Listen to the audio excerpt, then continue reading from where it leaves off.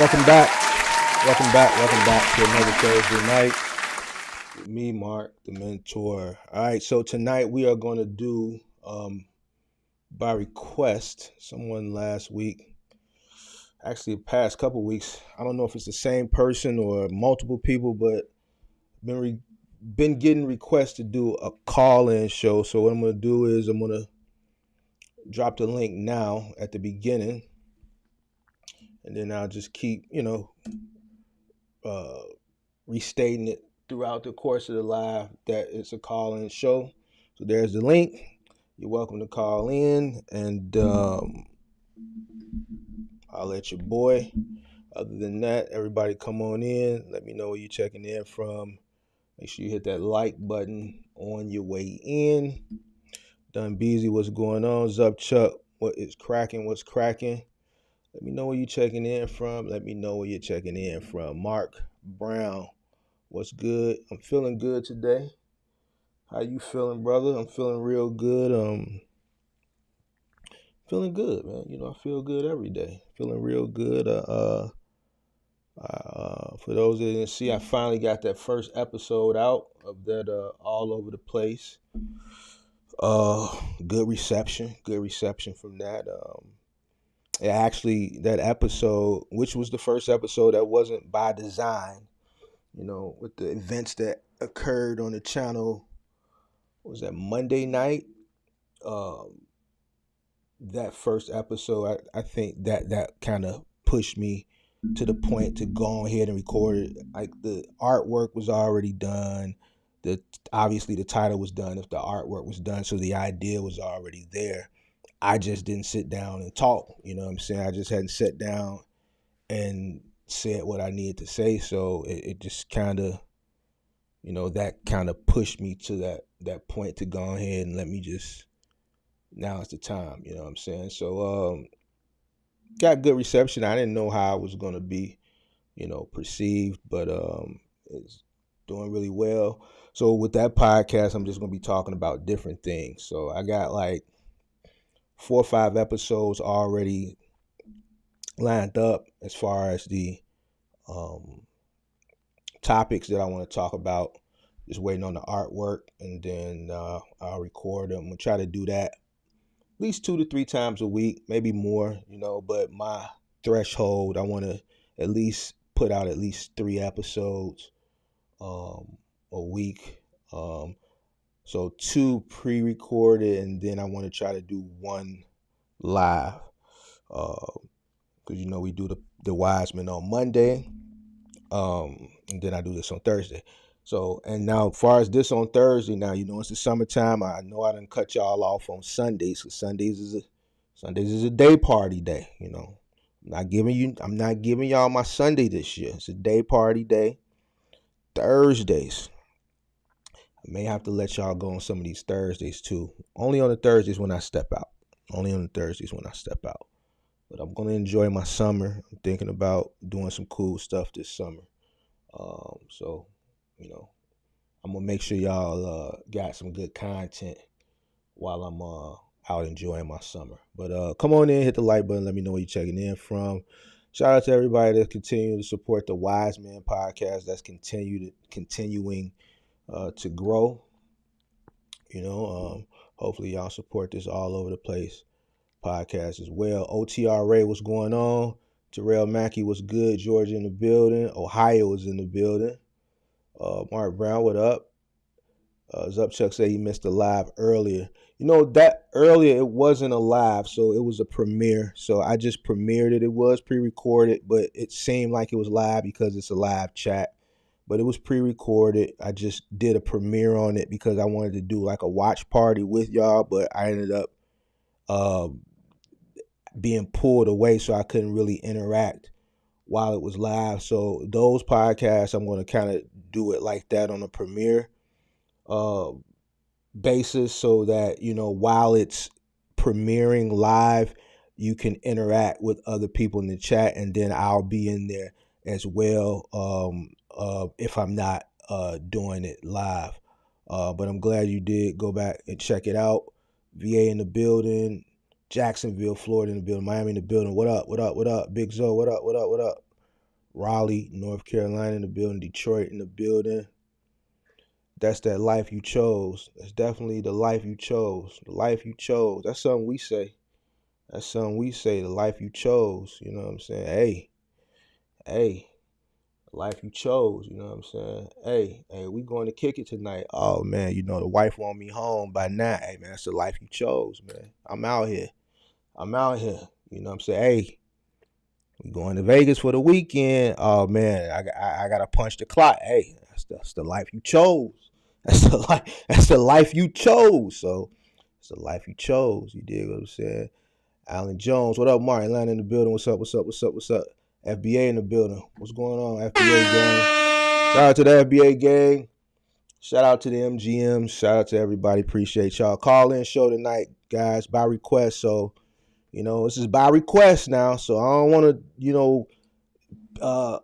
build a show out for call in and then don't nobody call in. I have to pay for the thumbnail. Like, this artwork ain't free. I don't got no graphic design. Don't have me out here building out shows and then everybody want to be shy. You see what I'm saying? So go ahead. There go the link. Maryland in the building. What's going on? Hope y'all like the first episode of All Over the Place podcast earlier. I got some more episodes lined up, but I also got some box truck videos I want to talk about. I kind of want to talk about it now, but I don't want to kind of spoil the video. I think I want to do the video first, and then on the next live stream after I drop the video, we can discuss it because I got to prepare y'all. I got to prepare y'all for some stuff. I know a lot of people kind of wait to the last minute because they listen to other people and other people send them off. But I like to prepare my people early for things, way early, because I always talk about forecasting and being prepared for things down the line. Right now we living in June, but mentally I'm in December. I'm damn near counting down, you know what I'm saying? 10, 9, 8, 7, 6, 5, 4, 3, 2, 1. Happy New Year. Happy 2024. In my mind, in my head, mentally, I'm 6 months ahead. I'm damn near counting down Happy New Year. You see what I'm saying? And this is how you stay ahead. This is how you stay ahead of the curve. So, yeah, come on in. Whoever, what did you say? Whoever you got doing the thumbnails, that man has made his rounds on YouTube. Everybody using his thumbnails now. Yeah, I see. Man, we just set trends over here, man. We set trends over here, and that's just what we do. You know what I'm saying?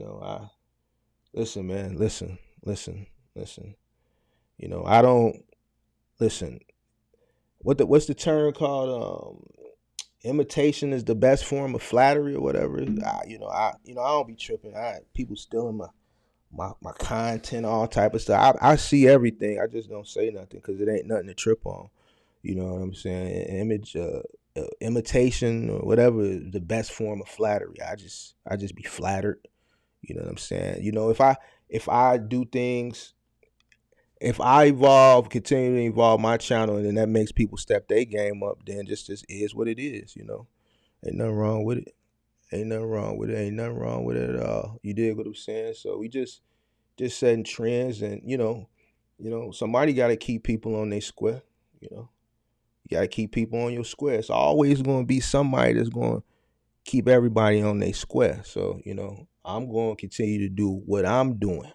You know what I'm saying? We're going to continue to do what we doing over here. We not worried about nobody else because we got creative ideas. We got information. We got knowledge. We got years of experience. So, I can keep going and going and going and going and going. So I ain't tripping that other people look to me for inspiration. That's all it is. I ain't really tweaking on that. You know what I mean? So it is what it is. But I see it, though. So, yeah, man. So, man, call in show, man. Drop the, there go the link, man.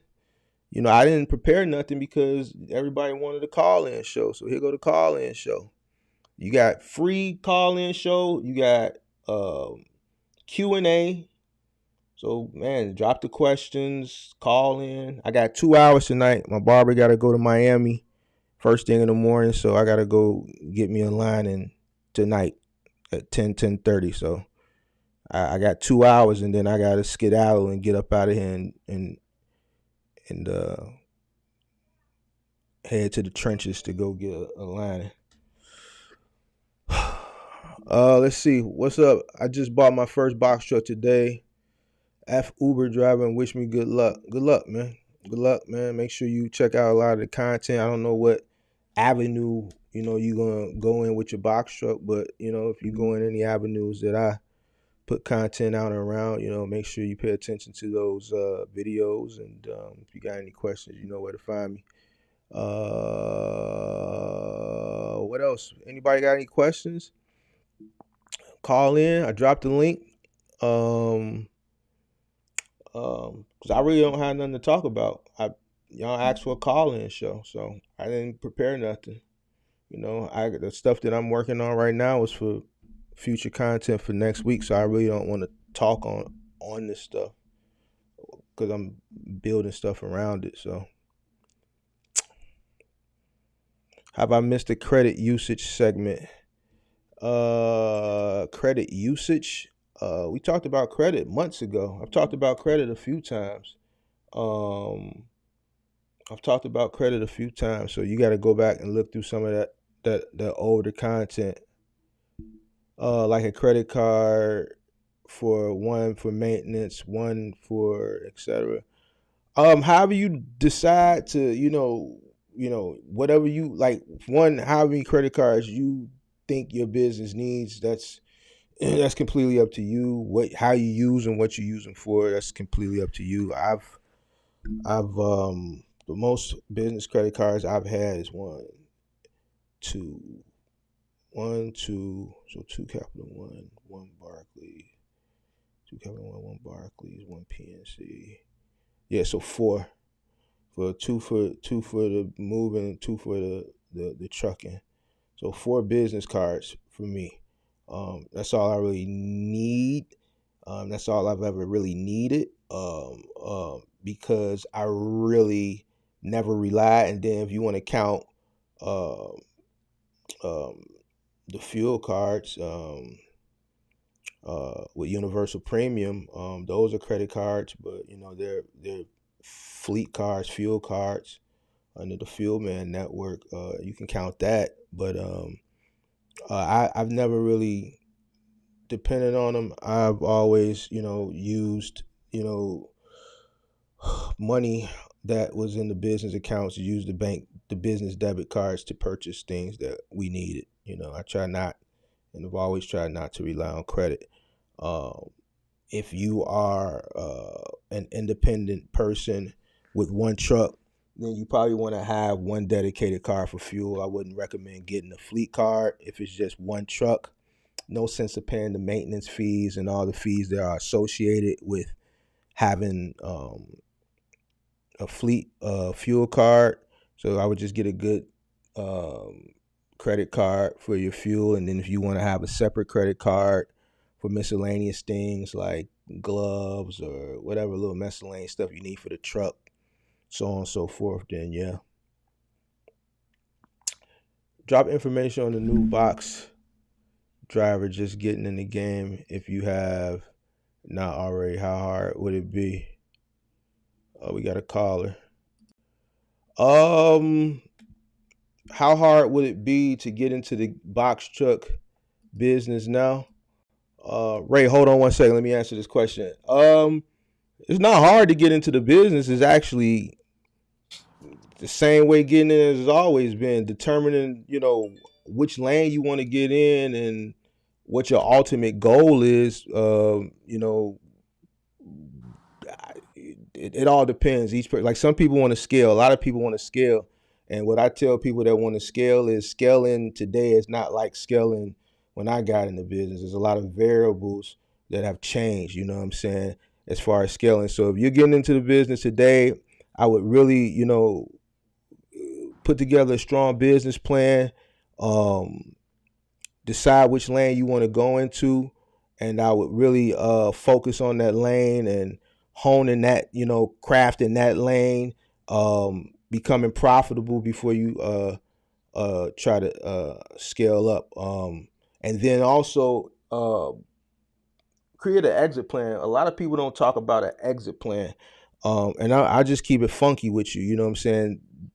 The way I see things going, I'm not saying this is ever going away, but it's constantly evolving. You know what I'm saying? You want to get as much as you can get out of this industry, and then you want to have an exit plan to take that money and do something else with it. I don't. This is no longer an industry. I say you want to be in for a long time. Now, if you have plans on scaling a big business and your dream is to have 100,000 trucks, then maybe that's another thing. But if you're a sole owner operator, I would try to get the most out of it as much as you can, and and give yourself a timetable, a time period of what you want to get out, and give yourself a timetable of whatever whatever you're expecting to get out of this business. Give yourself a timetable. All right, if you want to come into this business and you want to get as much out of it as you can in 10 years, then you got a 10-year threshold. All right, I want to suck everything out of this business for 10 years, so I'm going to run this business 10 years strong. And in 10 years, I got another plan, I got an exit strategy, and I'm going to take my money and I'm going to ride off into the sunset in something that's maybe less strenuous, if you're doing final mile or moving, or maybe less time consuming, that's taking you away from your family if you're doing OTR. So that's my thoughts on that. What's going on, Mr. Ray? How you What's feeling? going so I just came into the live, man, to pretty much like ask two questions about a couple issues I've been facing. So I've already been active like almost 3 weeks now, and this past week I just really got rolling good. I'm doing OTR middle mile.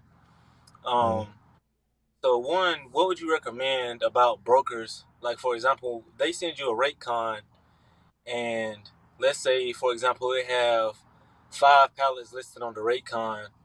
But when you get to the pickup location, they got like 8 pallets or like 10 pallets. Mm-hmm. Because like the market is right now, they kind of throws like middle mile people off because if you get a rate con and they're saying that we only got 4 or 5 pallets, in your head you thinking, all right, boom, I can throw these 4 or 5 pallets on my truck, and then I can like add maybe like 2 or 3 more pallets on my truck going in that direction, to make this load make sense. But Mm-hmm. if you pick up and then they got more pallets than you expected, it kind of like mess your game up a little bit. I'll mess your game up. You call the broker until they added more stuff so you could get paid for it. You know what I'm saying? If that's what you asking, or if you asking, you already had other stuff scheduled, and now you got your truck was already mapped out, and now you get to a place and they got more pallets that you don't have room for. Is that what you asking, or are you asking what do you do in that situation just altogether? Yeah, what would you recommend in that situation? Because like a lot of times it's like kind of like pressed for time almost. You got to call the broker. You know what I'm saying? Everything got to match up. That's in any lane. Final mile, middle mile. What's on the paper got to match up with what goes on your truck. Period. Okay. Because you're gonna be responsible for it. So you got to have a paper trail. You know what I'm Okay. saying? And if it takes longer, then you got to call the broker anyway, so you can get paid for that extra time you sitting, or whatever detention. So. All right. And then I'm glad you said detention because that leads to my second question. So I had a load earlier this week, and the it was a first come first serve thing. So I get there at 10 because on the broker on the rate con they had be there at 10. So I'm rushing. I get there at 10 o'clock. It take them to like 1:30. Well, I didn't actually leave the shipper till like 1:30, but I realized on the rate con it said after 3 hours you're getting paid $25 an hour or whatever. Mhm. But by the shipper, the load needed to be there by 3 o'clock. It was like a regional load pretty much. So by the time I make it over to the receiver, the warehouse is pretty much closed for the day. So I Mhm. called the broker back, let them know what's up and start asking them about detention or whatever. And the lady, she's like, "Yeah, we're gonna get your detention process." So the next morning, I'm at the receiver bright and early, and I really didn't want to drop the load off um, until they sent me an updated rate con for the layover. But I Mhm. had like a load already scheduled for that day, picking up at 10 a.m. So I didn't want to like throw my time off of that. And since that day, it took them like over 2 days to like process my layover because they wasn't trying to give me the amount that I requested for it. So Hmm. would you recommend in a situation like that? Would you recommend waiting until they send out an updated rate com, or just trust the broker to conduct proper business? Well, first in business, you don't trust nobody. Okay. You don't, you don't trust nobody in business. You make sure that everything is in order before you do it. In situations like that, you got to just do some leaning. You just got to lean on people. You can't wait around and be passive on certain things. You got to be, aggressive on certain things. So, but no, you don't trust nobody in business. Some situations you might have to be aggressive. So if you got to keep calling, and that's what you got to do, and make sure you're getting paid for the time that you are being, laid over. And then make sure that you're getting paid for those extra pallets. You know what I'm saying? You got to get paid for every single thing. If you doing middle mile and you 3 weeks in, my suggestion, I think you should probably tap in with Kirk. I know that lane, but he's the specialist in that lane, so he can really, sit down and really give you a game plan and you know get you on. I know you probably on the right track, but you knew, but that's what he does, and he'll probably be a little bit more proficient in coaching you in that space. I know it, but that's not my expertise. Final mile and moving is. You know what I'm saying? But those two questions you asked, I know the answer, so I gave you the answer. So, just in business, don't trust nobody. Make sure everything is set before you do it. Don't trust nobody, especially new starting out. I'm sure when you were calling them, brokers smell fresh meat. They smell Uh huh. fresh meat, and they probably can tell that you don't have any relationships and things like that. Probably the words you was using, the verbiage. So new people, they'll kind of push you off to the back because they got people that they work with, and then they make them priority. If I'm an OG and I'm calling and they see you calling, they gonna answer my call. You see what I'm saying? They gonna give me the priority. So you might, in your case, you just gotta be a little bit more aggressive. Make sure everything is set up before you do it. That's all. And if you waiting, things happen in trucking. You're gonna get pushed behind sometimes. Just make sure you get paid for your delays. You know what I'm saying? Yeah, I definitely appreciate that. Yeah, from the time, matter of fact, that night the broker couldn't get the load. I called her like twice that evening. I kept calling her the next day. They Mm-hmm. was they, she kept saying they was processing the detention, and like before I even dropped the load off, I already knew it was gonna be some BS. But my whole Mm-hmm. thing was my next load because being that I'm new, I'm trying to Mm-hmm. really keep things rolling. But she ended up like getting back with me that next day, and they was only trying to give me like $100, and the detention was up to 250, and I was like, nah, that ain't gonna work. So I just kept pressing them and pressing them, and Mm-hmm. right now they ended up like giving me a little more, so I accepted it mainly being that the load Mm-hmm. wasn't going that far anyway.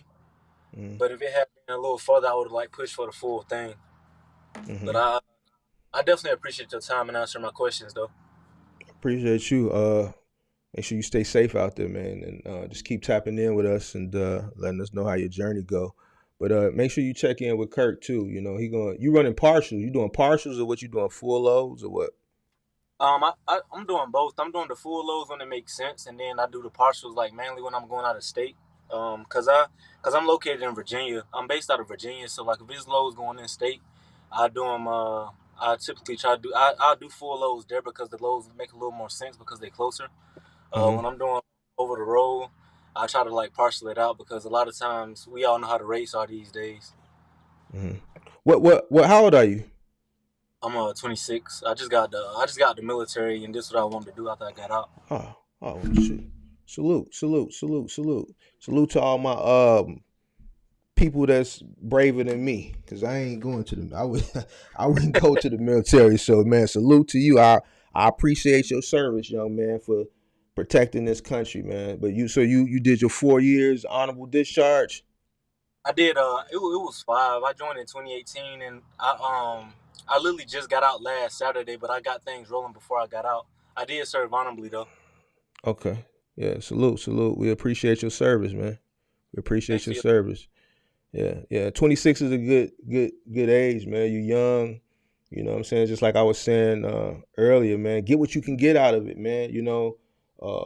Create a plan. However far you want to take it, and just make sure you create a plan. Get as much as you can get out of it because the industry is going to keep changing. It's going to Oh keep yeah, throwing a monkey wrench at you. So while things are going good, I know my words was getting a little jumbled earlier. While things are going good, when you catch those good runs, make sure that the key thing in business is knowing your run. It's just like gambling. If you go sit down at a blackjack table, you gotta recognize your run. And when your run is there, you gotta up your bet. You gotta up your bet. You gotta pressure bet, pressure bet, pressure bet. Because when that run is over, you might not get another run.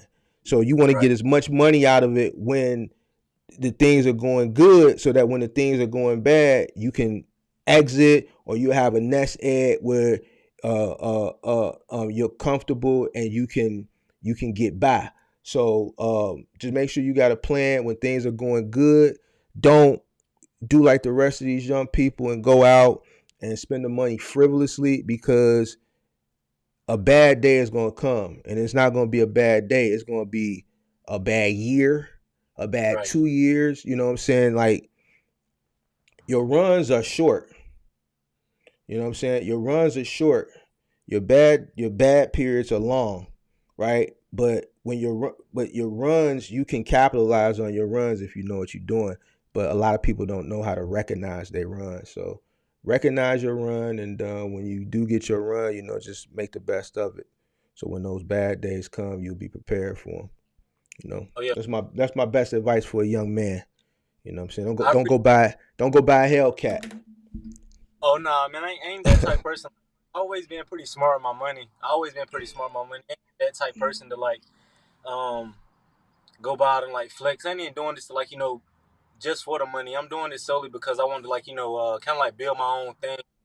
I'm more Hmm. passionate about the, like the freedom aspect of it. I can give like two whatever is about the trucking aspect of it. I just want to do it because I seen the opportunity there for me and like over. I've been actually studying this game for like studying the industry for like 2 to 3 years, but I'm just able to get into it because like I said I was in the military, so now but unfortunately for me, when I was able to come into it, the market is kind of in a bad spot right now. So let me ask you this: what's your plans then? So my main plan with this is like run up the money, run it up and like stack my money as much as I can, and go ahead and like start buying my trucks and scaling and hire a driver. I'm gonna at least be in the truck myself though for at least a good year. I don't plan on hiring anybody right now until like I learn the ins and outs of the game myself. So you want to scale up because that's basically what I was asking you. You want to scale up middle mile OTR or? Yeah, yeah, I do. I really like the OTR part of it. I don't know what it is like about being on the road. I really like being on the road. I'm Mhm. not really um like the furniture like the last like the what do you call it like the Final furniture mile, last mile. last. I'm not really against that, but uh for my current situation, I think this worked best for me Hmm. because like the money I had saved, I'm really not in the situation. Well, I'm not really at the level where I'm ready to like manage anybody else and make sure somebody else come to work. Like I can do that, but I'd rather not deal with that headache right now. And Well, then like you it's said, it's one man. It's one man final mile opportunities that's local. So I mean, either way, even if you run OTR, you know what I'm saying, you're still managing people. You know what I'm saying. You got to get a driver. They got to go over the road. So whether you're right, managing one person on a truck or two or three people on a truck, if you plan on scaling, you're going to be managing some people. So that was my next thing. Have you done research on the economy as far as uh, the way employment is nowadays? I have not done that. And Okay. I want to backtrack on my last what I said. Scratch what I last said. Hmm. It's not that it's managing people. It's just like I don't feel like I'm ready to be solely responsible for somebody else's well being right now. Like I want to get in the Mm. like if I was to get out Mm. here and do moving or whatever the case may be, and then that business flop, then I got somebody else Mm. right here. I was Mm. I rather Mm. at the moment and take my wins and my losses myself because I can sacrifice for a bit, until things get better. But Hmm. with somebody else right there, I may not be ready for that responsibility Yeah, yet. I appreciate the fact that you even your mindset is even that advanced, because a lot of people I talk to, they don't understand that, and I've mentioned that before. When you run a business and you plan on scaling, and you start hiring people, you're responsible for their well-being, right? They're relying on you to put food on their table, right? So scaling up is taking on a huge amount of responsibility. You know what I'm saying? My most stressful days were when I was at my peak. You talking about 35, 40 people relying on me to make sure that work is steady coming. And even though work is there, work has always been plentiful. You always got people who want to make more and more and more money. So that is a big responsibility, and you do have to make sure that, when you do plan on scaling that up, you're mentally prepared for that. Yeah, you got to go out and physically do the leg work to bring in that business, right? So that you can provide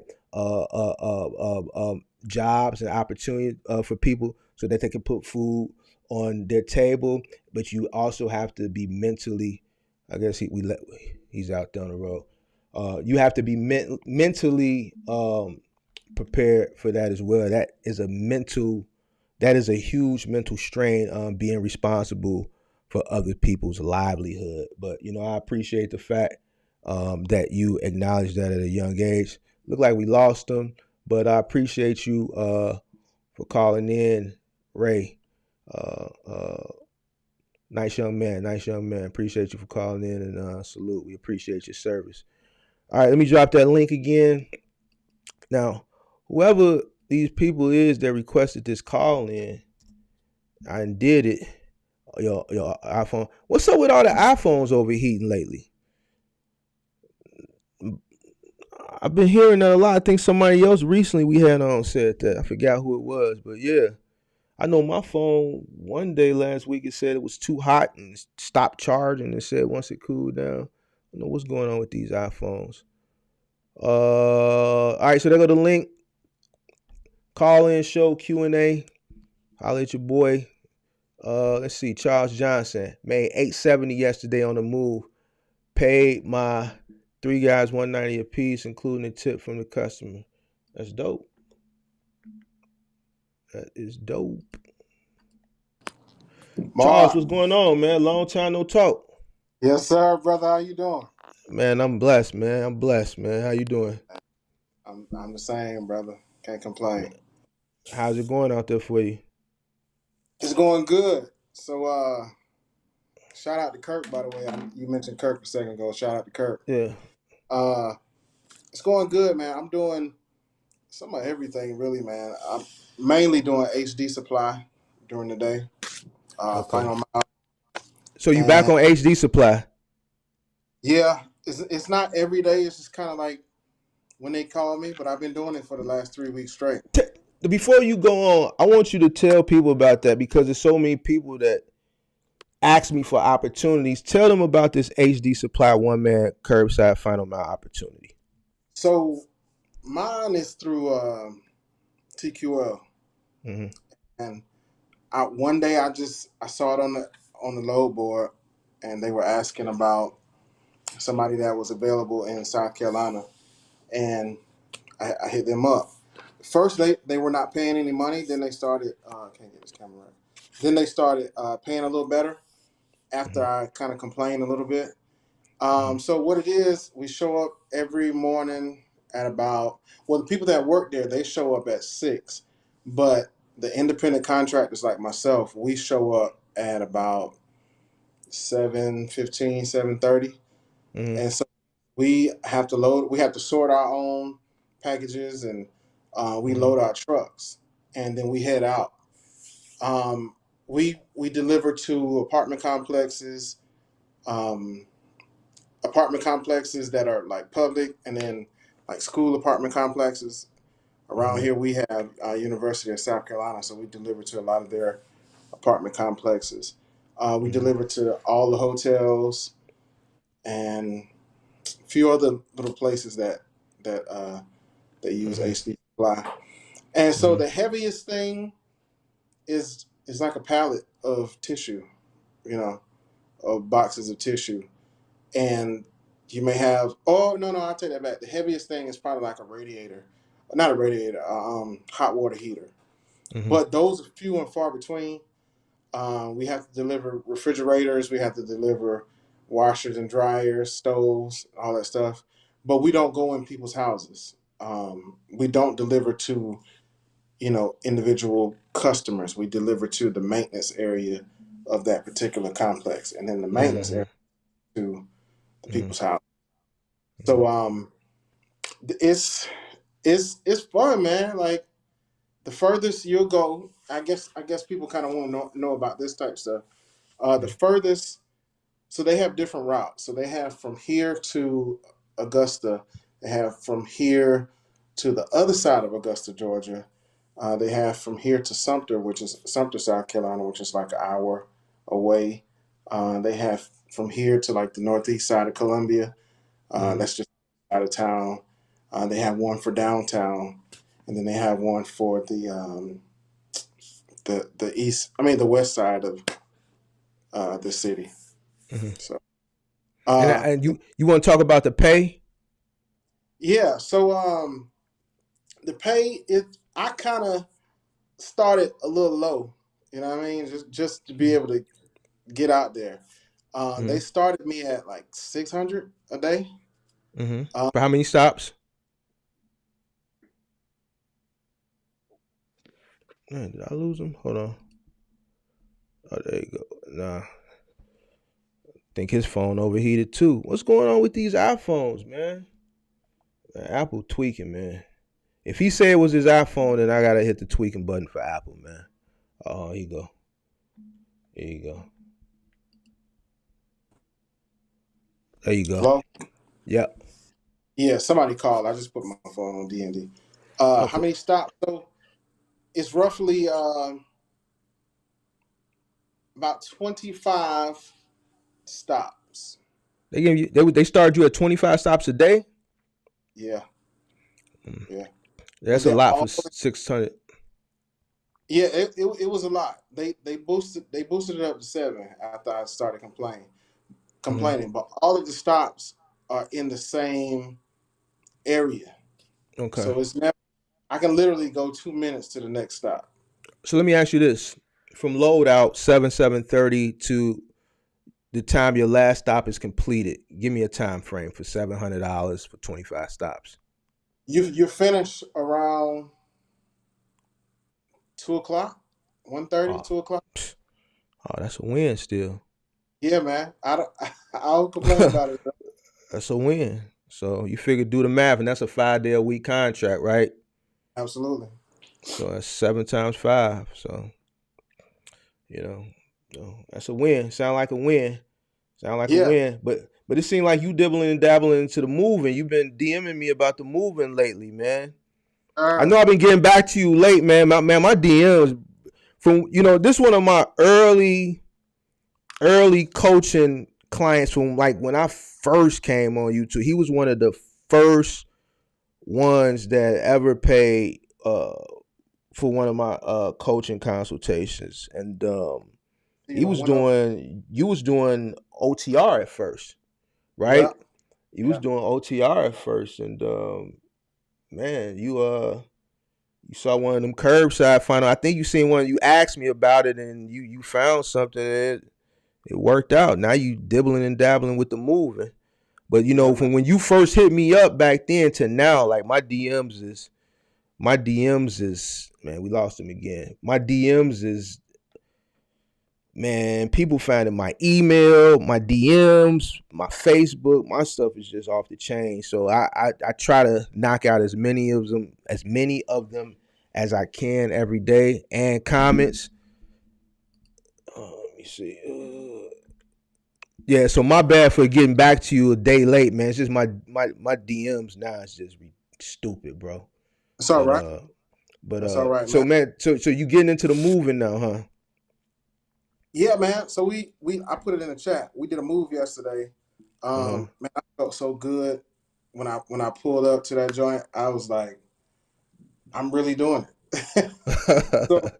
So it was like a one level house. I don't know the square Okay. foot, um, Uh-huh. but it was like 4 bedrooms, and he already had everything. He's a military Mhm. guy. He already had Okay. everything. Literally o- everything was Okay. packed. Okay. And us to load it onto an 18 wheeler. I had 3 guys, Uh-huh. and we paid. The guy paid us. It came out to be like 870 at the end. It Mhm. was like 6 hours from Mhm. 9 to 3. What's that? Yeah, 6 hours, and I paid my guys $25 an hour times 3 guys. I can't do that Was in you my on the head. job? Was you on the job? I went out there for a little bit. Yeah, I went out there So for you about an had hour. three. So you had 3 guys. What did you charge the customer per hour? 125. Okay. It So was a you 2 hour charged minimum. him. Okay. So you made $50 an hour, and then you was paying your guys 25 an hour. So your labor was 75 an hour, right? Yep. Okay. And then what did you charge him for the truck? He didn't need my truck. We was loading the 18, like a half of the Oh, 18. so this was just a labor only job. Labor only. Yeah. Oh, then yeah, you won. You won. You Yep. won. You charge him a travel fee though, right? I did not. Charge a travel fee. You Okay. charge. You don't you can charge both ways, but I know you under the radar, so just just still charge some type of travel fee, even if it's $50. Cover the cost of the travel to the job. They'll pay it. They'll pay it. So charge a travel fee, even if it's $50. You know what I'm saying? Whatever. Charge a travel fee. So yeah, Per- so yeah, so you came out good to you pay your guys 25 an hour. You making and $50 an hour for doing nothing, he huh? gave them $40 tip. Yeah, yeah. On moving jobs, you gonna always get a tip. You know what I'm Yep. saying? Somewhere between nowadays, it's like somewhere between $30 to $150 a person, depending on the job, and what the job entails and how long it takes. So they came out good. Absolutely. They came out good. So what's your goals, man? What's your plan, man? Talk to me. My plan is to. I'm looking at more box trucks now, man. To I want to have somebody.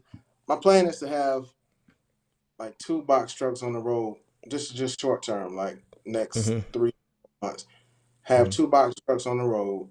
I'm still doing the Tennessee joint, Okay. once a week, every now and then. Mm-hmm. Have 2 box trucks on the road, and then be local doing moves. So maybe have a truck doing moves just in case somebody needs. Hey, that moving money different, ain't it? Yeah, man. Yeah. I try to tell it, man. Hey, that moving money different. Yeah. Hey, I'm telling you, man. Hey, man, but it ain't no joke. Hey, that moving money will set you up for life. It'll Yeah, set man. you up for life. You know what I'm I'm saying? You in the right market, it's different. It's people running OTR. I can show you some moves that'll make $5,000 in a day local. You know what I'm yeah, saying? $4,000-5,000 a day doing yeah. one move. You know what I'm saying? So yeah, man. Yeah. So you want to get 2 trucks. You want to have one local doing moves, and then you want to have one doing local curbside or Yeah. OTR. So the I haven't decided whether I want the trucks to be OTR, which seems like it would be the most money, but the TQL is always asking me, do I have another truck? But it's not every day. So I Mm-hmm. wish it would be every day. We could So talk off. Huh? so this is how that works. This is how back in the day I was able to get Office Depot and ultimately get up to 9 trucks. Every day they ask for another truck. Why? Because every day some knucklehead is not showing up to cover their route. Mm, Providing those trucks gets you in the door. All right. And then you start pressuring them. Look, these people ain't here. Every time you call me, I'm bailing you out. I have availability to bail y'all out of every single jam. I need this route. You calling wow. me on a dime's notice and I got stuff available. So don't you think if you gave me the route, the truck is gonna be here? That's how you get in the door. That's how you get in the door. You in this game, it's dog eat dog. You don't ask, you take. You take what you want. Listen, this guy ain't showing up. I need that. You calling me every day. I'm bailing y'all out. I need that. If he don't want it, I do. Absolutely, absolutely. I was considering a Lowe's contract Mm-hmm. recently, but you got to have people make it look like it's hard to get on at Lowe's. It's so easy. Here it's like Yeah. Spirit or something, but it's so easy. All you gotta do is walk up there Yeah. and Who said it was hard? Every single logistics company that has that account, you if you go on Indeed, they always got an ad up. The turnover is high. They can't yeah. keep contractors in there for that account. They can't keep contractors in that account. One, because obviously because of the labor, right? Finding the right crews that can handle that type of work, right? And two, a lot of cats get killed because of the claims because they'll come in there and they'll mess some stuff up. They'll damage so much stuff that the logistics company know that they'll never be able to pay us back. They're gonna Mm. quit. They're gonna quit before they pay us back. So we might as well get rid of them. And I'm saying I know this. You know what I'm saying? So the turnover is high. That is, and I say it all the time. It's not like I'm hiding it. It's liability all around the board. You know what I'm saying? So yeah, I mean, yeah, you can walk in there, but what you're doing right now, what I would do if I were you, is just my advice. I would keep messing with the moving because what the moving is going to do is it's going to give you the skill set for Final Mile. The reason why I was so successful at the beginning of Final Mile is because I came from moving. So my claims initially at the beginning, they didn't exist because my guys were already moving for houses. So if you keep doing the move, you're practicing and you're honing that skill, right? So that when if you do decide to go into Final Mile, full term, let's say maybe next year, you know what I'm saying? You'll know how to L a couch. You'll know how to get a refrigerator in a certain doorway up 3 flights of stairs, or you'll know how to eyeball certain apartments or houses, and before you attempt, what, we're gonna have to take this around the back. It ain't gonna fit. The moving is gonna give you that skill set to prevent a lot of uh, mistakes with Final Mile. Because with Final Mile, see, with the moving versus the Final Mile, the moving, you dealing directly with the consumer. Mm. You getting paid directly. See, your money is being held over there. So if you mess something up, they gonna take it out your ass. You know what I'm saying? So I would I would try to build that moving up. I would try to build that moving up, and while you building that moving up, you're honing that skill set so that you don't get hit with so many claims on the Final Mile side. We lost him again. We lost him again. Let's see. I seen something. There you go. Yo, Man, I keep having all these things popping up on my phone, man. Sorry it's about all that. good. But yeah, so you looking at trying to get into the lows or what? No, nah, it's not interesting to me, man. I was Yeah. gonna get into it to help my godson out. He just graduated from high school, but I don't. It's not interesting to me. Mm. It's the claims. I don't want no claims, man. I don't I want to hear deal with you. that. I hear you. I hear But you, man. I do have two questions. Mm-hmm. Um, Thumbtack is great, Mm-hmm. but for the simple Well. fact, Mm-hmm. all of my moves have come off Thumbtack, Mm-hmm. but with the extra charges of just having a conversation with somebody, them doing a lead and somebody just saying, "Hey, I'm looking for a direct lead or something like that," and they get on there and say, "Hey, how much do you charge?" And you tell them how much you charge, and then they're like, "Okay, I'll go to somebody else." I still get charged for that, Mm-hmm. so I'm getting all these random charges to my Mm-hmm. account, talking to people, and I think that's a ripoff. Yeah, so Thumbtack has definitely changed over the years. You know, I was an early adopter on Thumbtack, made a lot of money off of Thumbtack for many years, but it's not the same anymore. You're 100% right. Direct leads, I don't. I would suggest you don't. Um,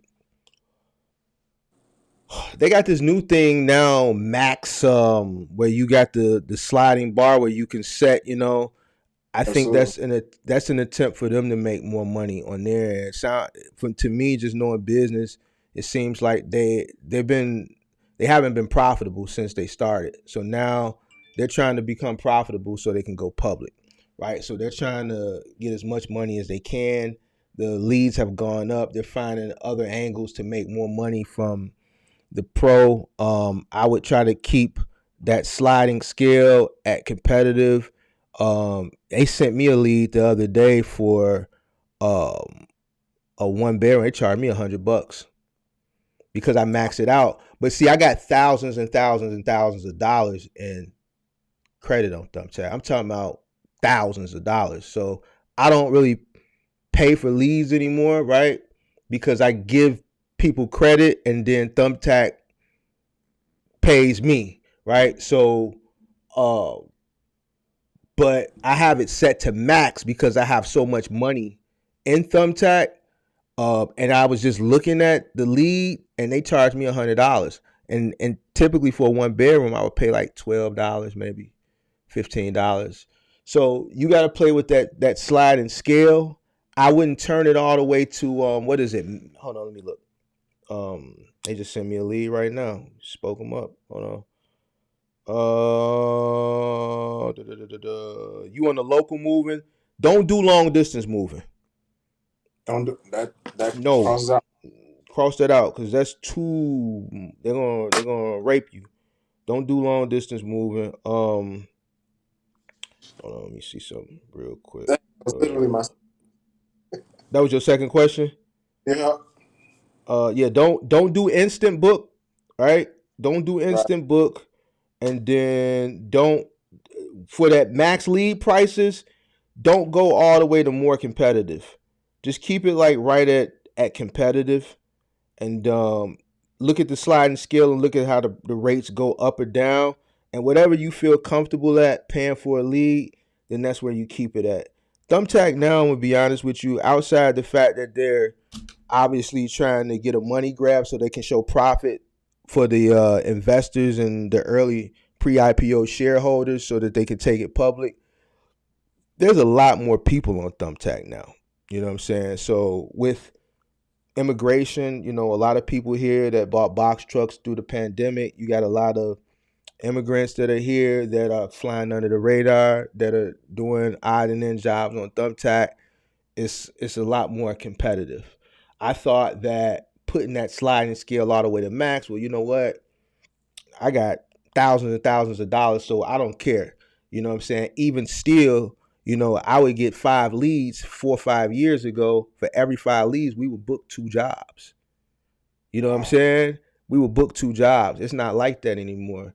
Shoot, for every 10 leads, maybe only one person to even respond. You see what I'm saying? So it's almost to the point now where the only reason I really got Thumbtack on is because I just got a lot of money in it. You know what I'm saying? It's just a lot of credit I have. But if I didn't have that credit, me personally knowing where it was at, because being on there early, right, to where it's at now, I look at Thumbtack now how I look at Craigslist. Um, because I started with Craigslist many years ago, and Craigslist to me is burnt up. You know what I'm saying? That's how I look at it. The unfortunate thing is there's not too many more options. Home Service Advisor, Angie Lee's bought them out, right? But they weren't good either. They are even more expensive, right? Angie Lee's just pretty much duplicated with Home Service Advisor. TaskRabbit, that's not really structured for a person like yourself who's running like a company who has people working for them. It's more structured for an individual who has a truck that's looking to go assist someone, right? Who's moving. And then Thumbtack, I mean not Thumbtack, TaskRabbit, they hold the money. They don't even pay you. The consumer pays TaskRabbit, and then TaskRabbit pays you like every Tuesday. You know what I'm saying? So, you know, other than that, you know, it's not really too much else out there anymore. You got Dolly. I think Dolly is crap. You know what I'm saying? I really don't like Dolly because their rates, they'll send you to move a couch off a third floor and they only offer you like $100. And that's for one man who needs a 2-man job. And that's $100 to take it off the third floor, transport it, and maybe take it in somewhere else. You may have to go up 2 flights. So their rates aren't that great. So, you know, Thumbtack, I think you just got to play with it. I would take that sliding scale under max leads. I would definitely wouldn't have it on max leads. I would slide it to where you would just be let me see, where it says more competitive. Mm-hmm. You know what I'm talking about? Exactly. Yeah. I don't know what your market is. You know, every market is different. I would slide it like for me right now. Honestly, with inflation, I wouldn't want to pay no more than, let me see where it would put it at. $17 for a studio lead, $19 for a 1 bedroom, 27 for a 2 bedroom, 35 for a 3 bedroom. If I move this sliding scale all the way to more competitive, I'm looking at 119 for a 5, 100 for a 4, 81 for a 3, 62 for a 2, $43 for a 1 bedroom, 38 for a studio in my market. And I'm not gonna pay that much for a lead that there's no guarantee that I'm gonna get, especially at my price points. I'm not gonna be able to beat me going though. So, you know, it's just something you gotta think about. Also, you might want to try building yourself a website. Make sure you search engine optimize it really really well. You said there's a little college campus right next to you. I would find out what their forum is. Most colleges, there's they have a forum, right, and then they have like, it's like Craigslist. They'll have a thread on the forum where parents go to hire service providers for their kids. You know, they'll look for movers in those forums. So you make sure that you want to be in those forums. You may need a college email. So that's when you befriend somebody at that college and, yo, can I throw you $30 to post a ad on the forum for my moving company? Storage facilities, go into the storage facilities, talk to the storage managers. Everybody that moves in and out of storage always asks the storage person, you know any movers? Leave a few cards there. Buy them lunch. Give them $50. Look, every lead you send me, everybody that comes in here and says they need a mover, refer them to me. If we book it, I'll give you $50 for every lead. Wow. Okay. This is the stuff that you have to do at the beginning to build up your rapport and to get customers coming in. These are the things that you got to do. So I would do that. I would definitely go to the storage facilities, talk to every storage facility manager, and just give them a referral, $50. Everybody that comes in here that's moving in and out that asks you, refer them to us. I will give you $50. The day we move them in here or move them out of here, I will give you $50. And I Perfect. guarantee you, they're gonna send you everything. They're gonna Perfect. send you everything. So, but man, you got any Thanks. more questions? No, man. You're really helping us, man. I appreciate you, brother. I appreciate you, man. Keep in touch though, bro. Will do. All right, bro. Be safe. Do. Yeah, it's one of my first clients that I ever coached when I first created my coaching consultation website, www. Guess I do a little shameless plug right now. Why not? www.boxtruckcourses.com. I never do it, so you know, doesn't hurt every now and again to do it. You know what I'm saying? All right, let's see what else we got. Let me drop the link again. You know, I'm really enjoying this call in. I never did this before. You know what I'm saying? I never did this. This is kind of cool. Might do this once every once in a while. You know what I'm saying? Uh, yes, please talk about Thumbtack and trying to figure it out without having to pay for a lead and not getting it. Well, the thing with Thumbtack is you're gonna pay for leads and not get them. You're not gonna win every single lead. And I don't know if you asked that question prior to me talking about it. Probably, yeah. So you probably heard what you needed to hear, but Thumbtack has changed. I always talk about getting in on things early. You know what I'm saying? Because things change. If you're in on them early, you can get the best out of them. When these startup companies first start, they're pro consumer and then they're pro provider, person who's service provider. But at the end of the day, what I want everybody to remember is they're a business. So when you have a startup company that you can go on and get jobs off of, right? And you're in early and you're winning off of it. That's not going to last forever. Eventually, they're going to have to show a profit because it's a business, and ultimately they're going to want to go public. And when they do want to go public and they have to start showing profit, they start getting tight, they start raising rates, and they start trying to find ways for that company to make more money so that the early investors see profit so that they can take the company public. And this is what's going on with Thumbtack. It's just a totally different ball game than what it used to be. So, it is what it is. Just, now you just have to be strategic on Thumbtack. You have to set your price point right. Make sure you got a lot of good pictures. And this new sliding scale thing that they have, you have to make sure that you don't set it to the point where, I know you want to try to get as many leads as possible, but you don't want to set it where you're paying so much for leads that it drains you. You want to set it somewhere where it's comfortable, that you can afford, that, if you don't book a lead, you're comfortable with paying those lead prices. So it looks something like this. So this is my company's account. Let me see. And this is the dashboard. Once you sign up, you'll have access to this. Let me see. And this is what they're charging me right now, max, in my market. $38 for a studio lead, $43 for a one bedroom, $62 for a two, $81 for a three, $100 for a four.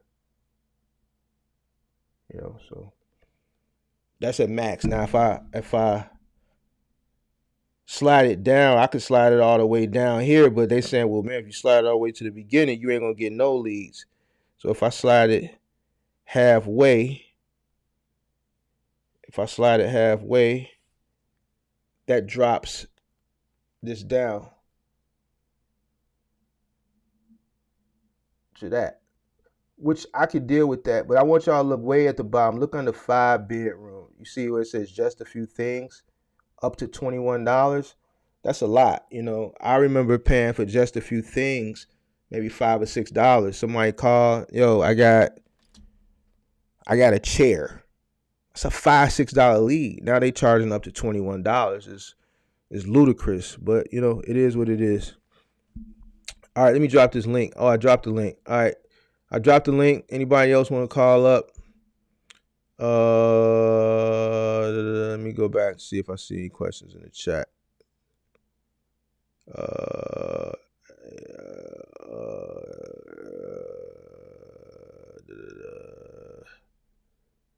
Yeah, bad day yesterday when my alternator went out on me in the highway. Luckily, I was prepared for it and had the skills to replace it myself. Okay. I'm R&Ding into a cargo van. Drive on my time to finance to rebuild on a CDL 26 for local parcels, not in the food though.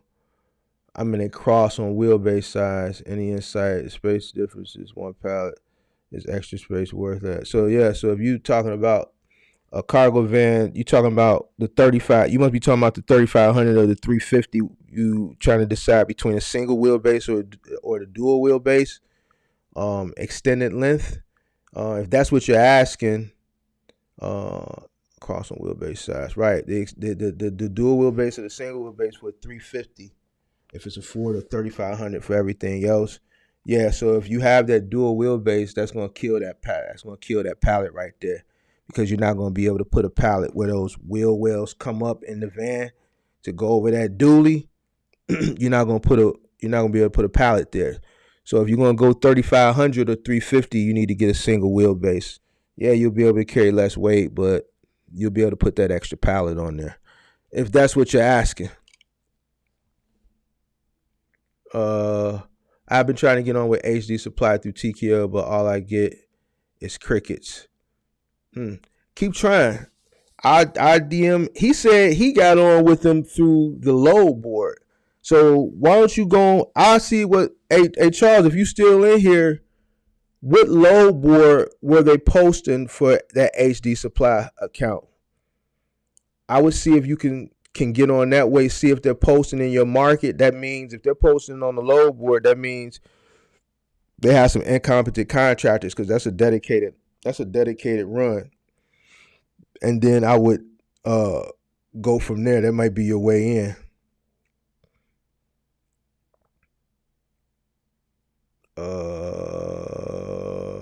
Let me see.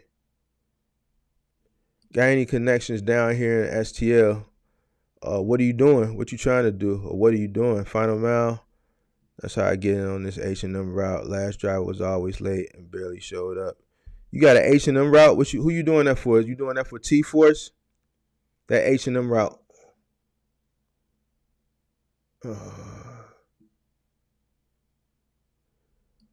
Best insurance for movers. All right, so if you're starting a moving company, you definitely need a broker. I can't recommend you one specific insurance company because what may be good in this market may not even be in your market. You know what I'm saying? So, but with a moving company, you need a broker. I would get with a broker. Let the broker know you're starting a household goods moving company, and then let them shop you on the market. Insurance is going to be higher, um, obviously because of the liability. So just keep that in mind as well. So get you a broker and let them know that you're doing household goods moving. It's important that you say household goods moving. Household goods moving. Uh, uh, let's see who we got here calling in on the show. On the show. Where's my button at? There we go. Big Zoe. Yo, can you Yo. hear me? Yeah, what's going on, brother? Man, nothing, man. Listen, I just got a few questions, man. I'm in the truck, man. I've been riding all day. I just got Mm-hmm. a few questions, man. I've been hitting you on your lives, man. I've been following you the last couple months. Mm-hmm. And so I got this sprint event. I'm out here in Raleigh, North Carolina. And I Mm-hmm. got a Staples contract, so I do that Monday through Friday. Mm-hmm. It's okay, but it's not, it ain't, you can't make it off that. So I started the moving company along Mm-hmm. with it. And I asked you what I should charge my customers, and you said Mm-hmm. 2 hour minimum, $100 an hour, $75 for the truck fee. So I For the started van. doing You in the that. van, right? Yeah, I'm in the van. I'm in All a right. van. I'm in a Ram Pro Master, which it's okay. I should have never got it. I don't really like the Ram like that because the steering kind of crazy. But Uh-huh. it's a learning lesson. I ain't gonna buy another one of these again. But Uh-huh. anyway, I got a 2500. It's a high roof, so it's a lot of opportunity in it. You know what I'm saying? And I'm Uh-huh. making the most out of it. So I started moving with it, and in May I started on Thumbtack, and Mm-hmm. I did okay. Did about Mm-hmm. I started in the middle of May. I did about 10 jobs. No, I'm sorry. No, I'm sorry. I did 15 jobs in May, and then in June, This past May? Or you talking about last yeah, year? yeah, Okay. no, this past May. In June, Uh-huh. I did 6 jobs last weekend alone. I did 3 and 3, Friday and Saturday. The first week of June, Friday and Saturday, and then I did one on Sunday, and then this week I already did 4 jobs. So it's been kind of booming. But my question is, a lot of jobs I'm getting, I'm noticing that they're houses and stuff. So, I made a mistake last month trying to do a house in this van. And too many trips, too long, man. It's way too long. The customer's pretty nice about it, but I said I can't do this, man. This is too many trips. So what I started doing, I started getting U-Hauls, like renting the U-Haul and just charging the customer for it. You know what I'm Smart guy. saying? But Smart guy. my question is, Mm-hmm. um, I guess it's not a question. I just want to make sure I'm doing stuff right. Like I'm charging them for the U-Haul, like Mm-hmm. for all the costs. I'm talking about mileage, the day Mm-hmm. rate, whatever U-Haul charges, I'm charging the customer. Plus, I'm Mm-hmm. charging my labor on top of that. You know what I'm Correct. saying? Should I Mm-hmm. charge more? Should I charge for like my equipment I'm using, or should I just keep it like that? For example, so I did a move. Oh man. Okay, yeah. So I did a move. It was a U-Haul move we did. Man, I charged the customer in total. I charged the customer 375, right? I upcharged them an extra $70, basically an extra $100 for the U-Haul. But the U-Haul only Mm-hmm. cost me $75 in total with all the miles because it was only Mm-hmm. 5.2 miles from the pickup and delivery location. So it Mm-hmm. wasn't that far of a move. But Mm-hmm. they was in a house, man, and so I went on and got a U-Haul to be safe, and it worked out pretty well, But then I've had some jobs too, and that I pulled up, and the person would tell me, "Oh, they have this amount of stuff," and then when I pull up, they got way more stuff than what they told me. That's the problem I've been having. So I Mm-hmm. just want to know what was your advice on that as well, like Every time I talk about moving, I say that all the time. If you watch any content I talk about moving, customer gonna tell you one thing. When you get there, it's something else. That's just something that's just a part of the industry. You know what I'm saying? yeah, Customers aren't movers. So, a person who's been somewhere for X amount of time, when they book they move, most times they haven't started packing yet. Once they uh huh, start packing, they don't realize how much stuff they accumulated since the last time they moved. mm-hmm. So, from a moving standpoint, you have to know that that's a part of just a part of the industry. This is why I tell Uh-huh. people don't charge flat rates. I talked to somebody in a coaching session yesterday. He was just adamant about flat rate, and I'm like, "Yo, you cannot charge flat rates. You have to charge by the hour. By You the got to hour, look at it like yeah, this. Look, you yeah, charging by the hour. My recommendation to you is you in a van, so you need to be upfront with your customers. All right, if you're going to utilize your van, I wouldn't even market to anything larger than a small junior one bedroom with that van. Now, let me give you another piece of advice. Do you have a tow hitch on that van? yes, I do. All right, Yep. so you got a high roof.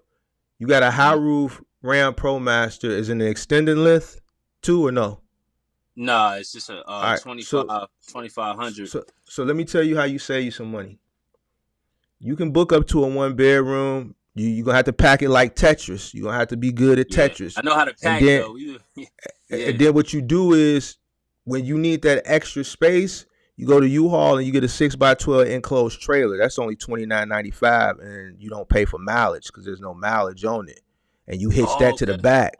You see what I'm saying? So whatever Yeah. extra space you need, you got a 6x12 trailer on the back of the van, right? You're Okay. not paying for mileage. You just paying for the van $30 a day, $29.95. And then if Okay. you want to get the insurance, it's like $8. You see what I'm All saying? So right. now that little extra space you need for that one bedroom, instead of getting that truck, paying the $29.95, paying $1 whatever it is a mile and all that, putting gas in it, you just paying Mm-hmm. $30. Okay. Yeah, And that's way smarter. you can put a dorm up to a small studio in a 6x12 if you know how to pack it.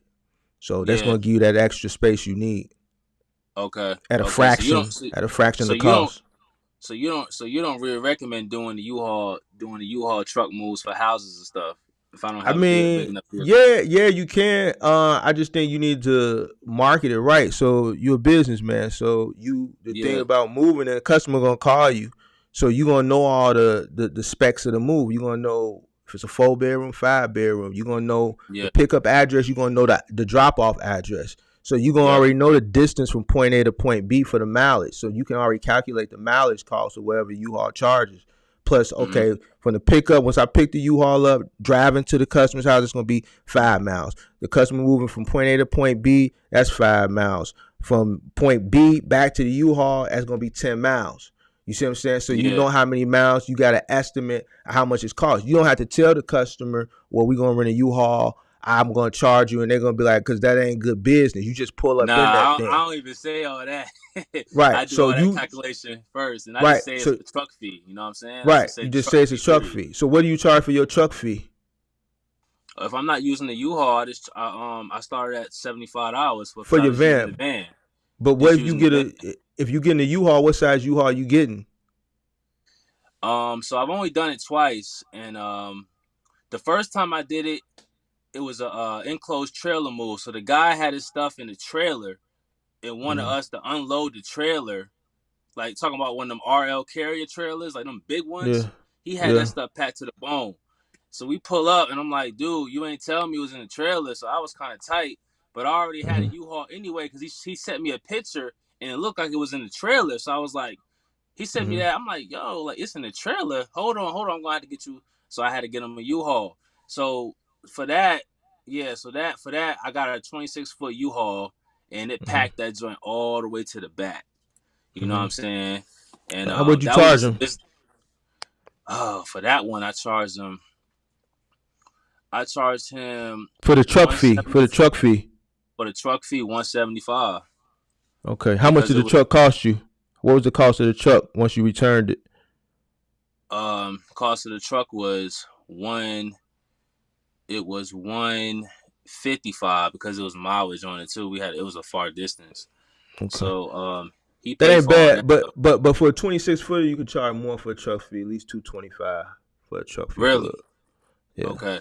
And I felt like I Yeah. was undercutting, but like I said, I'm still kind of new, so I only been moving for like 2 months, man. So Mm-hmm. I've been getting a lot of calls and a lot of work, but I'm still learning how to get my prices right, make sure I'm not So undercutting too. so what I would do if I were you, I know you want to get the bigger moves, but I think you say you're in Raleigh, North Carolina, right? Yeah, I'm in Raleigh. It's a college out there, right? Which college is in Raleigh? Oh yeah, hold on, my fault, my drum went out. It's NC State, NC NC State. State, NC Okay. State is out here. North Carolina Central is out here. Duke University is out here. It's a whole Okay. lot of Duke. it's a whole lot of colleges out here, and that's another thing too. My wife, she had told me you need to start marketing to the dorms instead. You know what I'm Mm-hmm. saying? Because one Mm-hmm. more, one man jobs. So I don't have to pay nobody. Because Mm-hmm. another thing too with the moving, you gotta have somebody with you when you're doing Mm-hmm. these moves. And Right. that's not a problem. I got my father with me. He's been doing most of the moves with me, but it's Mm-hmm. a whole different thing with him. You know what I'm So saying? So so I would focus on the smaller moves. If you do get a good large size move, you can take yeah, it. But I think me knowing Raleigh, I've yeah, over the years we moved plenty of people to Raleigh. I haven't been to Raleigh in years, but I remember I went to Raleigh twice back in the day, maybe mm, like 6, 7 years ago on a move. I could tell it's a city, if I'm not it's up and mistaken, it's coming. it's it's up and coming. It kind of reminds me of Charlotte. I think they're trying to make it Yeah. like more of a tech city. Um, Yeah, uh, they doing a lot of rebuilding. It's like 1 million people live in the city now. When I got here right, 10 years ago, I'm from Jersey originally. I got here 10 years ago. It wasn't that many people here. Now it's 1 million people in the city yeah, now. and see So that's what I'm saying. We've moved a lot of people from Chicago to Raleigh over maybe the past 7, 8 years, and all of them moved there for jobs. So they left the third largest city to go there for jobs because wow. Raleigh has been recruiting talent from all over the country to come there. So Uh huh. I think there's probably opportunity that you can make just utilizing what you have. All I right. wouldn't try to scale up into a bigger truck so soon. I think you can do really, really well with just a van. I would market just a few things up to a 1 bedroom and just be transparent with Okay. the customers, let you know you got a high roof van, and then go from there. If you do see something where you know peak time of the month for moving, first week of the month, last week of the month, and you want Hmm. to go rent like a 16-foot truck, I wouldn't rent a Okay. 26-foot truck. I know I've seen somebody in the comments say just get a 26-foot truck and be done with it. I wouldn't recommend that, especially getting started. I would focus on smaller jobs. All right, Yeah. 16-foot truck, end of the month, you get enough bookings, you can play with it, start marketing it, pre-book. If you get enough bookings for the end of the month, go to Penske. Don't go to U-Haul. Right? Penske got plenty of 16-foot trucks. Get you a 16-foot truck. It's gonna cost you about 250, 300 a week, 10 to Mm-hmm. 12 cents a mile. Book it for the week, and just make that money up to 2 bedrooms. You know what I'm Okay. saying? You can pack a 2 bedroom in a 16-foot truck if you know what you're doing, and they have a normal 2 bedroom. If you don't feel comfortable, just still mark it up to a 1 bedroom, and then you'll Okay. see the time that you're shaving off packing a 1 bedroom in a 16-footer versus packing it in a van. You'll Yeah, see the it's time that it you shaves got to know off. how to really pack this Yeah, van when yeah, you're doing that type of stuff. Because I know how to right. do it, but it's definitely time consuming. And Mm-hmm. a lot of the times, sometimes depending on how big the furniture is, it Mm-hmm. requires second trips, man. And that's the Yeah, thing when it come with the van. that's why I wouldn't recommend you doing those jobs. You got the van, so I'm kind of coaching you into utilizing what you have. You know what I'm Got you. saying? Still opportunity for what you have. And then, in between jobs, you still got the gig apps you can go do, Yeah, go share, shoot, even if you want yeah. to do Amazon, what is it? Amazon Amazon Flex. I started doing that. Amazon Flex. Yeah, there Flex you done go. kind of it done kind of. I don't look. The other guy was on before me. I started getting taste of that moving money, man. I ain't gonna lie. Like, Hey, I've been telling everybody. I made 2 grand in 2 days, man, just moving. Hey, Period. Last weekend, and that I've been I was like, man, this is crazy. All right, cool. I made more money doing that than my Staples contract during the week. You know what I'm saying? So, I be you know, telling people, man. So I you know be what I'm saying. saying? But I just keep it happening. Also, I do like I said, I try to utilize it, so I do junk removal too. I try Mm-hmm. to do junk removal. I remove some stuff. Junk removal. I do furniture delivery. $100 couch deliveries. You said that a couple months ago. I picked up You on that. I started doing you that. That started coming in. yeah, So yeah, $100 yeah. couch delivery. Sometimes these jobs they want you to move something downstairs. Anything. I don't. So I make it happen, man. I follow you a lot. I try to, Appreciate you. I came up on you. I don't know how I found you up here, man, but I just found you up here, and Mm-hmm. I started following you, and I just started picking up on everything with this, man. Before I even got this truck, you know what I'm saying? Mm-hmm. Before I even went out and got this truck, because I always had dreams of starting my own trucking company back in Mm-hmm. 2018 when I got my CDL license. You know what I'm saying? Mm-hmm. I want to start a trucking company, but Mm-hmm. I was like, I want to start small, and so I started with the van first, and my Mm-hmm. goals now is to just keep pushing the van, keep pushing the van. I want to scale, but Mm-hmm. after watching you a few lives, and then sitting back and thinking like, I'm gonna take my time. I'm gonna run the heck out of this truck first. You know what I'm saying? Make sure I'm actually making money, profiting a lot before I Mm-hmm. even try to go out and get another truck. Because people around here telling me, oh yeah, get another truck, but they don't really understand. You're not really in this field.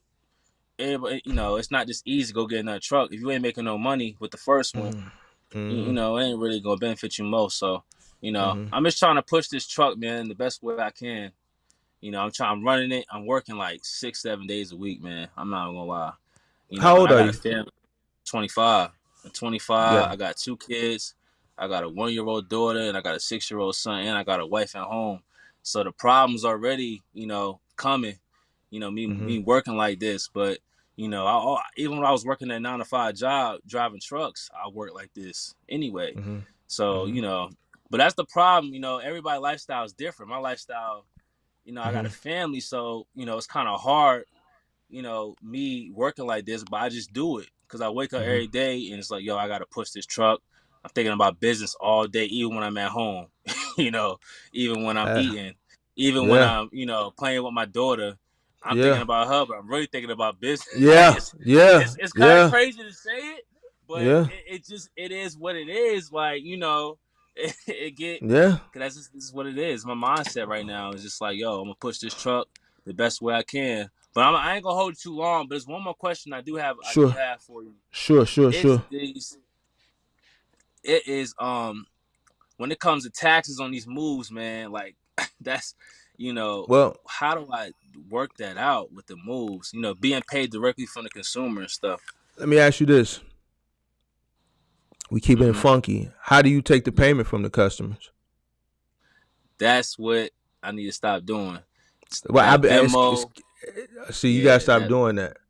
All right, you Venmo, gotta yeah, stop. You gotta stop doing that. Now, you under the table, yeah. which ain't nothing wrong with that. All right, I'm gonna say it now. Now I I got my started. DOT. I got my DOT number and all that too. That So don't that's mean you not. still on the table. So with Yeah. moving, you gotta get a household goods. Your DOT gotta be a household goods. It can't be general freight. It gotta be household Yeah. goods. Uh huh. House code moving, you gotta be licensed with the state and you gotta be licensed with the Fed under household Okay. goods moving.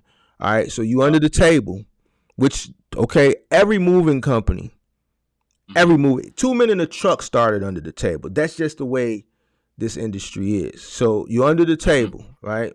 So nothing wrong with that. Now, but if you have a plan to go fully licensed, make your plan because you don't want to get caught. If you do get caught, it ain't nothing but a fine. But whatever. So Yeah. Venmo with the bill that Biden passed, Venmo, Zelle, Cash App, everything, anything that's over $600, you got to report. Yeah. All right. Yeah. So Yeah. here's the thing. The only thing I can say is you keep do good bookkeeping and Mhm. just you're gonna file your taxes as a independent contractor who does odd jobs, and then just uh keep account of all your receipts, your debits, Yeah. and try to write as much off as possible. Okay. Um, That's what I'm now, definitely keeping my receipts. n- I'm working with QuickBooks, and then I have an accountant too now. I just hired an accountant because here, here's something else you could do. Now, I know when I started, this was many moons ago. None of this stuff yeah. existed. There was no Cash App. There was no Zelle. There was none of that. So when I was flying under the radar, it was either cash or credit card. But when I first got Mhm. started, Square didn't even exist yet. Square didn't come Wow. around to 2012, 2013, so it was straight cash. I had no way to take a mobile credit card in 2010, 2011, 2012. I don't think Mhm. we first got the first Square when it was just like a little bitty square. And this is when the iPhones had the headphone jack. And you probably don't even remember this. You remember when iPhones had the headphone jack? Probably not. You looking at me like Uh. you crazy. Forget it. You saying, don't even worry about it. So back in the day, iPhones Like. had a headphone jack. Before wireless Uh. headphones, you had to plug headphones into something. So you would plug the Oh, okay. Nah. square. See, I had. Yeah. I had. Um. So man, so they had this little thing that you would plug into the headphone jack and you would swipe the card like that. Okay. Um, so that didn't come out until like maybe 13. Or I didn't get on to 13, but we Mhm. took cash. Nowadays, people just don't carry cash. So you could do only cash only transactions. You could do only cash only Okay. transactions for the moving, because then the other stuff that you're running, that's that your staples. Who you doing that through? Waco or Capstone No, or it's through a company Riverstone? called Carrier Express. I Carrier don't know. I Express? don't. Okay, Yeah, I don't know if you it's ever not heard in of this them market. before. Yeah, that's a regional Yeah. company down there. Yeah. So with your moving, if you can do cash only transactions, you can suggest Okay. it. Okay. And then the ones that do that, then Mhm. and then your staples and all that stuff that got that paper trail. Boom, that's what you know what I'm Mhm. saying. Now, once you suggest it, if they G for it, then you Gucci. But if they Okay. if they don't and they I got do Square too. I just started using Square now. okay, well, Square gonna send you a 1099. They obligated to. You Oh, know, okay. Okay. that's All a right. banking institution. You know what I'm saying? Yeah. So but you need that to accept credit cards. So either way, if the customer don't G for the cash and they say we don't got cash, do you take another form of payment? And you do have to do Venmo, Zelle, Apple Pay, or you got Square and you can take a credit card. Then just keep account of all your transactions, but make sure you differentiate the ones that are cash transactions versus the ones that aren't. And then what's Okay. known don't need to be explained, because I don't want to sit up here and incriminate. Keep telling you Yeah. how to. You know what I'm saying? Nah, nah, So nah. I already you know, peep it. I already know. all I right. already So know. Yeah, that was one of the things that that I was just so concerned about really was just that, man, just the taxes part and just staying in the game. I mean, I'm not too worried about it because my hustle was there, so I ain't worried about that part. It's just honestly, man, and I'm thinking about booking a consultation with you anyway. Just to get Mm-hmm. some more insight. You know what I'm saying? Because sometimes we gotta put our pride aside, and just we have questions and we need help. Just go ahead and seek the help that we need, and not try to Mm-hmm. do everything ourselves, man. So that's I'm gonna do that anyway. Book a consultation with you later on and just talk about really everything that I want to talk about, not on this live, but just talk Okay. about things that I want to talk about more in depth on. But I do appreciate you, man, giving me the time today, man, answering these questions, man. Any advice you got, man, as far as just in the future, man? I know did you start with a cargo van or you started with a box truck I started with a pickup truck, bro. or a pickup truck? Okay, okay, okay, I started with a okay. Chevy Avalanche. I started with a 2002 Chevy Avalanche. So you think you was playing Tetris in that van?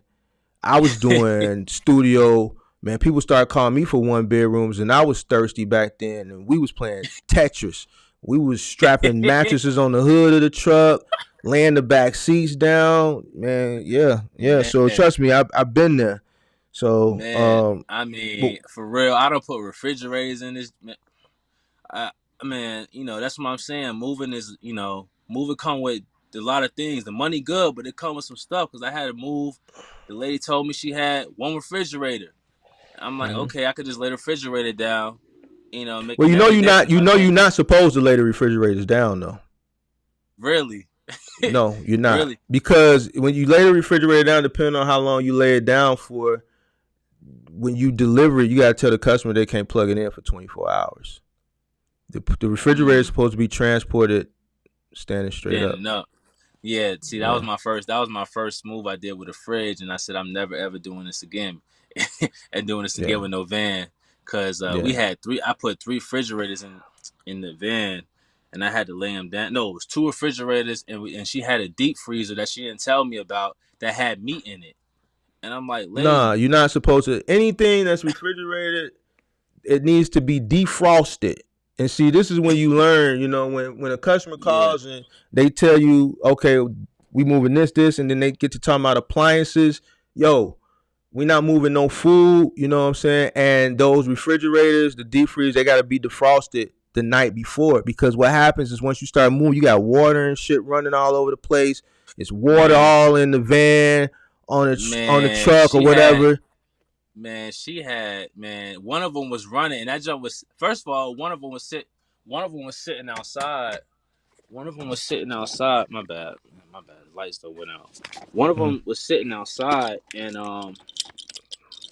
that was leaking outside, and then mm. the other one was upstairs, was all the way upstairs, and and I'm like, lady, why you not? I was tight, man. That was the worst move I did, man. I was tight. Cause it's like, man, I didn't know you had this much stuff. You told me you only had one fridge and that was it. And I get two fridges. And Mark, I'm talking about this is a townhouse, Mm-hmm. narrow stairs. The first fridge that she had was a double door with the motor on Mm-hmm. the bottom of it. Yo, Mm-hmm. that was so heavy. It was so But heavy. motor on the bottom ain't bad. You get a Sub Zero with the motor on the top, that's a different ball game. Cause Oh it's man, top heavy. See, you ain't got to that. Motor on the bottom ain't nothing. You get a Sub Zero or a refrigerator that got the motor on the top.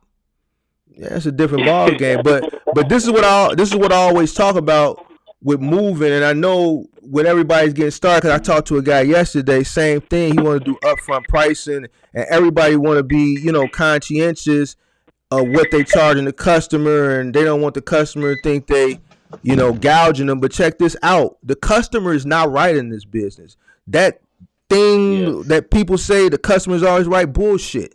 Not in this business, they not. All yeah, right, not in moving. yeah. You Nah, charge nah, up front because you don't know nah. what you're walking into.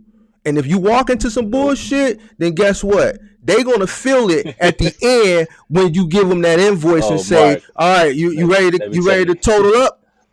You see what I'm saying? So Yo, let you me tell can't you. trip. If your prices are straight up front and they want to play games, Mm-hmm. it's gonna cost them on the end.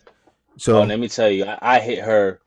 this is back when I was charging 275 to start out. You know what I'm saying? And I ain't gonna. I hit her with 475, bro. That move took 4 hours, 2 trips. You know what I'm saying? Wait, And she told me you she charge at had a them in flat stock. rate? What shoot, nah, so it was hourly. Well, nah, I did charge her a flat rate. I did charge her a flat rate. It was 275, the original what I told you I was doing. And then Mm-hmm. it went over. It went over the flat rate I charged her. So then that's when I end up charging her it went over 2 hours extra. So so So I so would charge her 475 for everything. so you charge by the But that was hour, when I first started. right? I Never charge by charge the a flat hour rate. This now. is what you do. You charge by the Yeah, I charge hour by the for hour your. now. You charge by the hour. After that second hour, so what you charge $100 an hour for the labor, 2 hour minimum. You got a van. You charge what, about Yeah. $75 of the fee for the Yeah. van. After that second hour, you prorate it in 15-minute increments. All right. So if Okay. the job goes 2 hours and 15 minutes, it's $225. You see what I'm saying? Two Okay. and a half hours, Yeah. $250. So you charging Gotcha. it, you're prorated, and this is how you present it to the customer when they call you. How much do you charge? Okay, you got a studio. We'll send a van. It's gonna be $100 an hour for the labor with a 2 hour minimum plus a $75 van fee. The van fee covers the cost of the use of the van, include the mileage, fuel, whatever materials we use. If it goes over 2 hours, it's gonna be prorated after the second hour in 15-minute increments. And then that's how Okay. you, because people will play with you. Well, you said the goes 3-4 hours. Well, you said it was only gonna be 275. They want to play games with the, you know what I'm Oh saying? my So God. you Let me gotta tell make you, sure these you gotta thumbtack make sure is your full of verbiage. idiots. That's what I'm saying. You gotta make sure your verbiage is there. And I know you Yep. under the table. And if you're using Thumbtack, you need to make sure that that verbiage is there and it's written the way that I said it, because Gotcha. people will play with you. You see what I'm saying? Yeah. And you can't get Mm-hmm. played with out here. And you go back. Man. It's right here. 2 hour minimum. After Yep. the second hour, ma'am, go in your Thumbtack. It says after the second hour, it's prorated in 15-minute increments. It's not Yep. 275. Who's gonna come do a 5 hour move for 275? Oh, I missed that part. Okay. Give me a second. Let me go Yep. get my other credit card. Yeah, you better go get it. So yeah. Man, I'm telling you, because these, and, I hate the script. I'm not racist or nothing, man, but I've dealt with a lot of Indians on these thumbtacks, man, on thumbtack, and they some reason one of them tried to hit me with, oh, you did it before, you did the move, below the 2 hour minimum, and I'm like, it don't matter, it's It's a still two 2 hour seventy five, minimum. buddy. Right. Two seventy Yeah. five, buddy. You know what I'm 2 hour saying? So minimum he is tried 2 hour to he minimum. tried to this man tried to hit me with 180. I was tight. I said, "Nah, I'm not leaving until you pay my 275." And that was the first interaction I had where I did not want to get. I was trying not to get, keep it professional. I didn't want to get gangster with him at all. But I was Uh, just tight because I did all that moving, and this what you he didn't do. want to give me my full amount. But he This ended what up you paying do. me after I got a little, a little serious This with what him. you do. You got uniform shirts. Yeah, I do. Yep, I sure You do. got uniform shirts. Yep. All right. Yeah. Okay. So just make sure you got your uniform shirt on. Throw your locks in a ponytail in the back, or get you a lock sock. Throw a lock Yeah, sock over yeah, I your just have a lock dreads. now. But when I work, I put everything up, to make sure Yeah. I'm presentable and Throw, all that. throw it in a ponytail and put like a lock sock on it, or just throw it in a ponytail with a rubber band. Make sure you at least got some type of uniform shirt, because that's something else I talk about too all the time. And it's real. You know what I'm saying? We going into people's homes, and you're dealing with their prized possessions, um, and you're a stranger. We lost them. You're a stranger, so you gotta ease the tension a little bit, and the best way to do that is try to look much as presentable as possible. We lost them, but that was a good conversation with him. Man, everybody transitions. I've been telling y'all that moving money different. I've been telling y'all. You know what I'm saying? I've been telling y'all that moving money, without moving, I made a lot of money early on with Final Mile, but I think the reason why I was able to catapult from the beginning is because I had that moving money to kickstart that Final Mile when I got that call from Dynamics to do that IKEA. You can't, that moving money different. It's just different money. It's hard work. It's It's hard work, but it's just different type of money. It's different type of money. It's different type of money. Shout out to Daniel. Shout out to Pippi. Shout out to Asma Roland. Shout out to Tracy. What we got? What we got? Right. Like I said, only flat rate out of state moves. Only flat rate out of state moves. Anything local by the hour. So yeah, if they want to sit up and play games when they call and say, "Oh, we only got this or we only got that," no problem. When you get there, you won't feel like a sucker. And that's how a lot of people get suckered in the move, and they want to do this flat rate because they want to have this upfront pricing to ease the mind of the customer. Not in this business. Not in this business. Because once you give a word, and here's the thing, people will get that upfront price and that flat rate, and they'll get there, and the customers say it'll be something different, and then they'll complain, they'll do the move and complain, or they'll just leave. No, you got to do that move because you gave that person your word. You screwed that up. The customer suckered you. So you need to be a person of your word and do it. To prevent that, you charge by the hour. So if they want to cap and you get there, it don't matter. However long it takes, because you're on the clock. You're getting paid by the hour. So it is what it is. It is what it is. So charge by the hour. Out of state moves, flat rate all day. Flat rate all day. Asma said he'll move sub-zeros for night trucking. Them sub-zeros ain't nothing nice. Sub-zeros ain't nothing nice. St. Louis in the building. Shout out to Young's Freight. All right, let me drop this link one more time. What time is it? Ooh, man, is it 9:49? No, it's 8:49. It's 8:49. I could do about 45 more minutes. I gotta get out of here. What up? Art, what up? Phone died. No problem, bro. Just tap in with me from time to time. Appreciate talking to you, bro. I just dropped the link.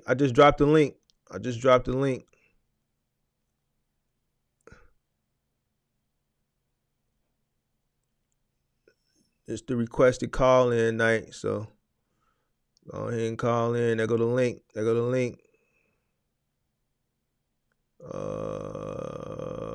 Let me see.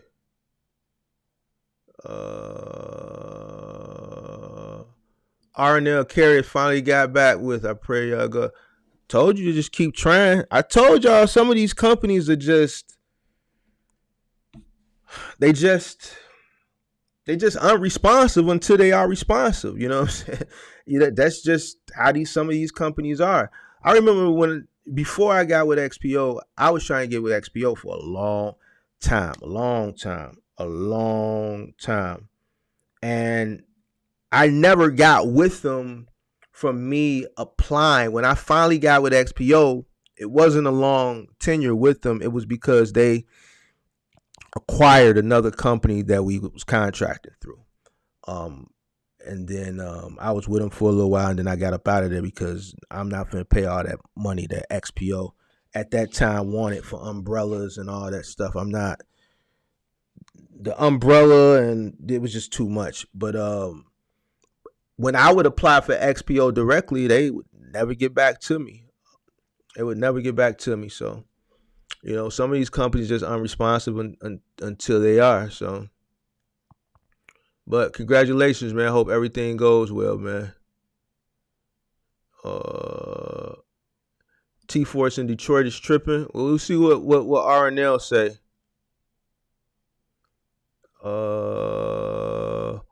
For whoever wanted to know how he got that, what low board, or how he got that TQL, he pulled it off DAT, and that's how he got in the door and was able to get it dedicated. Let's see. Somebody said, how you call in? I dropped the link. There go the link. Who said that? Young Freight. There go the link. Click the link.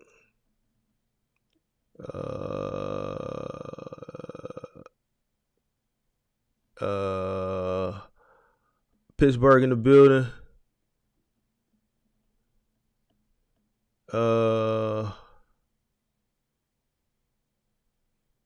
But you got it from Virginia. What's the next? If you bought a used truck, 11K cash, 320,000 miles, but it got you from Virginia. But I guess you meant to say you got it from Virginia dealership to Atlanta. What's the next steps you would take to ensure it's road ready? You gotta take it straight to a mechanic. You gotta take it straight to a mechanic and tell them to give it a full inspection. And knowing when you do that, now let's keep it 1,000. We're gonna keep it a buck. You paid 11K for a truck with 320,000 miles. You asking me what to do to make sure it's road ready? It's only one thing you can do is take it to a mechanic, and I'm 100% guaranteeing you they're gonna give you a list of stuff that you're gonna need to get fixed. So whatever the list they give you, then that's gonna be the problems that you need to get fixed. And I guarantee you, it's gonna be a list. And it's going to be a laundry list. You know what I'm saying? Some of the things may be more priority than others, but it's definitely going to be a list. So that's how you make sure it's road ready. So whatever that list totals up to, then to 100% ensure that it's road ready, you're going to have to tell them to fix 100% of everything that's on that list. So, that's it. That's it, Vince. That's it. I'm trying to get with UST. They got a lot of good opportunities at AZ. You know what, man? No, I ain't gonna talk about UST. They got a lot of good opportunities all over the board, man. Now, as far as I'm gonna leave it alone. They got opportunities. That's all I'm gonna say for now. JBK, appreciate you. Vince, no problem. Grace Logistics, what up? Shot Town in the building, what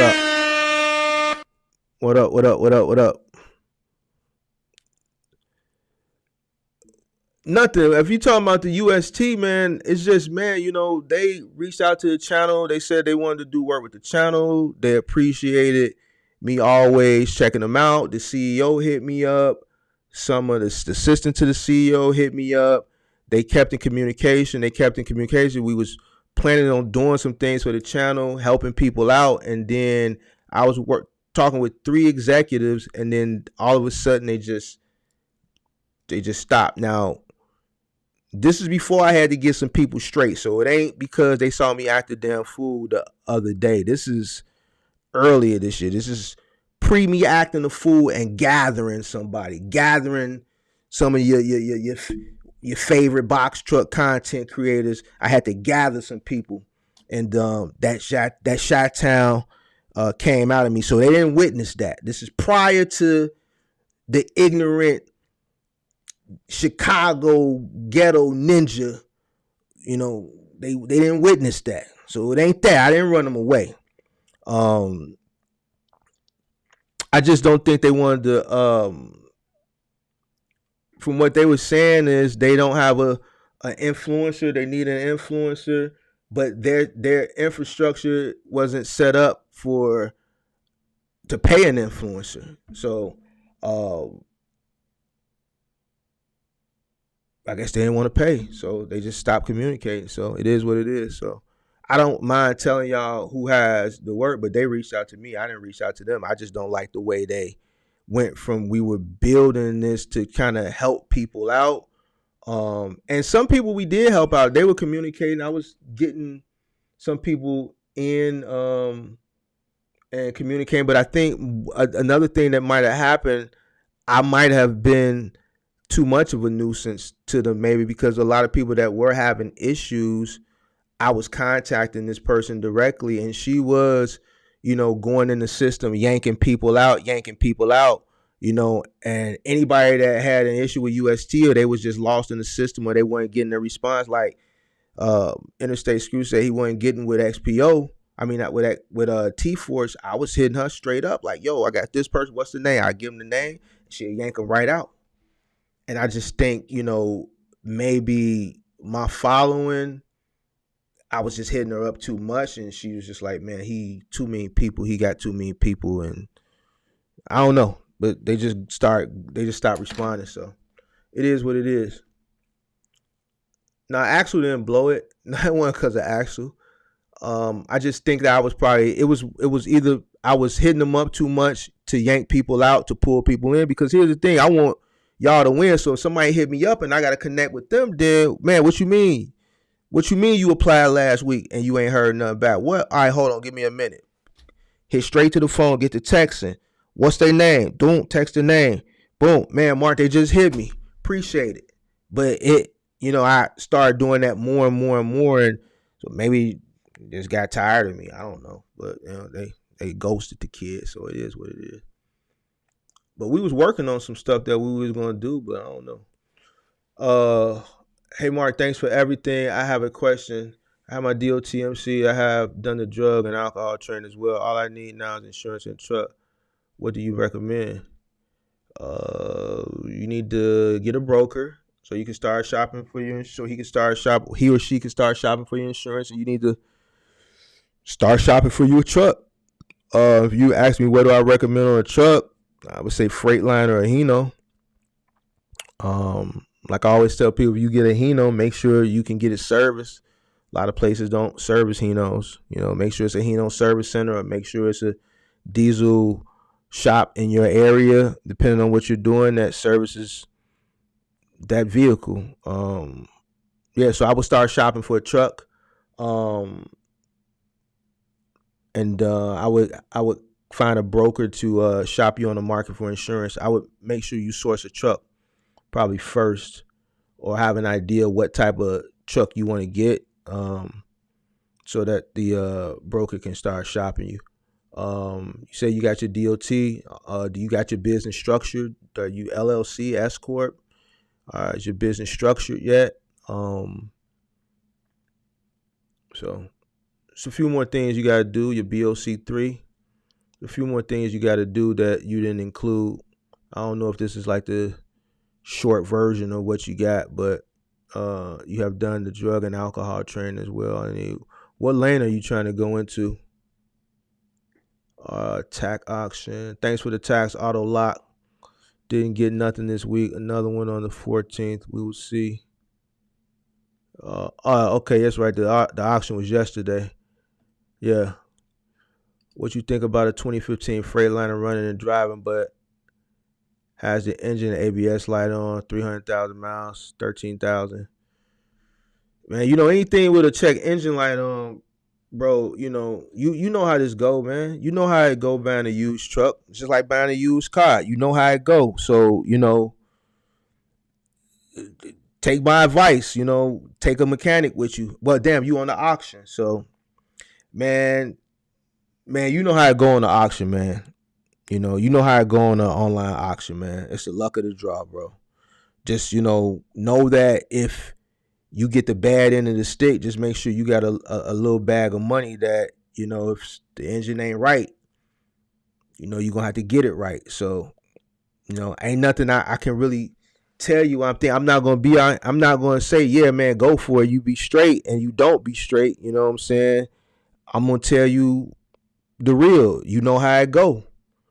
You know what I'm saying? You know how it go. It could work in your favor. It could work against you. It's the luck of the draw, man. You taking a huge risk. You taking a risk, because you can't physically go there with a mechanic. He can't get up under that hood and really diagnose it. So it's a risk, man. Just know that if you take that risk, you have capital set to the side that, if you buy it and man, you gotta snatch that engine up out of there and put a new one in there, rebuild it, or do whatever you gotta do. Just make sure you got that money set to the side just in case.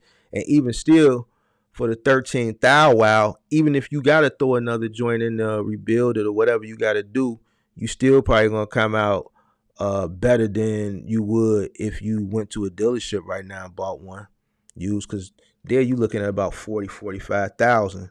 So, Mark, do you know if there's anything on your driving record that could keep you from becoming an owner operator or carrier? It depends. Owner, operator, or carrier. Well, you can start a business with whatever. It's free enterprise. This is America. Now, if you're talking about specific like 3PLs, logistics companies, every logistics company has different compliance. Every logistics company has different compliance. Um, so I really can't answer that specifically catered to one specific company. Some companies have compliance where you can't have nothing on your record for the past 7 years. Some 3 years. Some very depends. Some don't want to deal with thieves. Some don't want to deal with felons, with attempts. So it all depends on the 3PL that you're signing up with, and whatever their compliances and whatever their regulations are with that company. But it's ways around everything. So, Natasha Bass, I don't know if you're talking about Final Mile. If you're talking about Final Mile, I'm assuming by your name you're a woman. So if you're going to do Final Mile, you're probably not going to be on the truck. But the way it works is they do a background check on the owner operator. So if you're the owner operator of the company, but you're not going to be on the route, and you got two guys that are going to be on the routes, they're going to background check the owner operator, and they're going to also background check the employees. Now, if the owner operator has something on their background, but the workers don't, they may say, you know what? And this is, each company is different. They would say, well, you're the owner operator, but you're not going to physically go in and deal with the customer, so they may G for it. In some situations they may not. It all depends on the company, and it also depends on what's on your background. The best way around that is to find people who don't have nothing on their background. Now, I know that's easier said than done, especially in this line of work, because most people in this line of work, and I'm keeping it funky with you. I'm keeping it funky. Matter of fact, I can keep it. I've been doing this for years, so it's gonna be one or two things, felons or immigrants. So it's kind of almost no way around it. They kind of understand it, and they know it too. You know what I'm saying? But you got to try your best to work around it.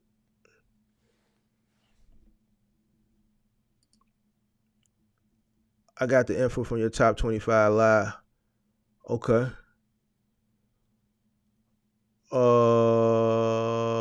Yep, it's definitely a hit or miss at the auction.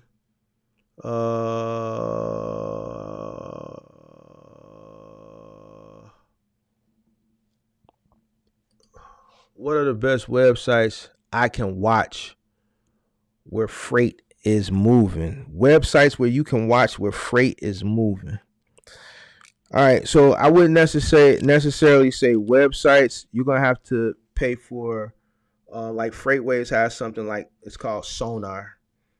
It's a subscription based service, but it's chart based, so you got to know how to read those charts. Um, that's probably one of the better ones that I've seen out there. So you can go to Freightwaves and you can get Sonar. You don't have to pay for it. DAT has one too that's on a subscription based model. I haven't never looked at it, so I wouldn't be able to tell you if it's good or not. But I know Sonar is really, really good.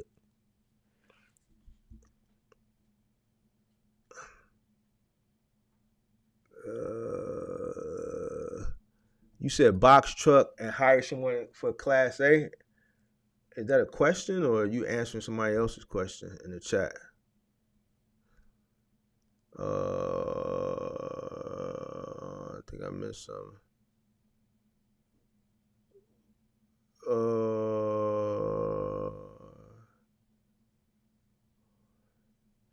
think I answered that. I think I said, man, somebody said they wanted to call in, but they never called in. I'm gonna drop this link one more time. I got, well, I'm 24 and I got 4 trucks, about to get my 5th. Congratulations. I got 1 truck at Macy's with Werner, okay? I got 1 truck at RXO doing Lowe's, okay? Lowe's doesn't give a guarantee though. They're just paying per stop. Okay. Well, it ain't Lowe's that's not giving a guarantee, it's RXO. XPO don't get guarantees. Never have. Trust me. they acquired a company that we were running through. We were getting a guarantee, and then when RXO or XPO at the time acquired them, I got the guarantee for the first few weeks because they were just getting accustomed to the company they acquired. But once they got everything and they wanted to fully transition over under their umbrella, they came to me like, yo, we finna pay you $33 a stop and you gotta get a 3 million umbrella. My broker was like, nah, is this worth it? Cause man, this $3 million umbrella finna kill you. So is this account really worth it? And that's why I got away from them. They've never paid a guarantee ever. I argued, fought, screamed, fussed, cussed. RXO don't bend, they don't break, they don't fold at all. At least back then, I haven't dealt with them in a while. So, RXO is running a Costco account out of Newark, New Jersey, and does a guarantee. Okay, so they giving you a guarantee for Costco. It does a guarantee $650 a day. How many stops is that?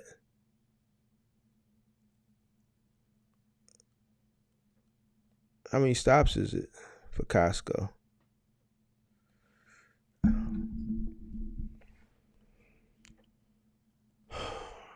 $33 a stop. Oh no, that's somebody. He's responding to me. What's that? What's that Costco? How many stops is that Costco?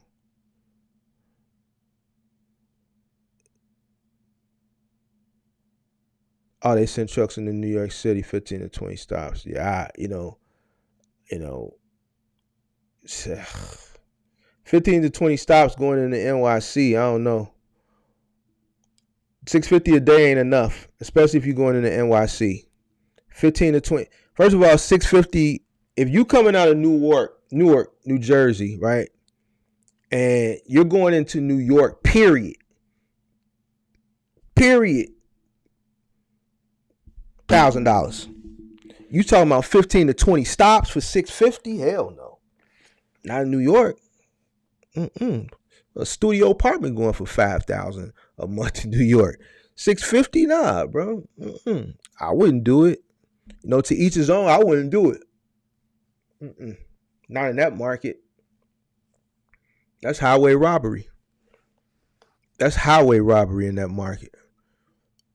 Yeah, I already know the tolls. Wow. It's 100 plus in tolls alone. Exactly. I remember coming through somewhere over there years ago in a toll. I paid one toll. One toll I remember paying was like $75. It was like on some bridge or something. I don't remember where I was at. I was somewhere on the East Coast. The toll was $75. So, um, lots of parking violations too. Yeah, I wouldn't. My advice: $650 is just not enough money. Pretty much in any market, you got to be in a real just cost of living. Got to just be very very low. You know what I'm saying? To take 650. 650, I wouldn't even take 650 for 12 stops, 10 stops. 750 is usually what I coach people that you should make that your threshold, unless you're just in a real just dismal market. But New York, no. New York, you shouldn't be doing nothing for less than $1,000. Period.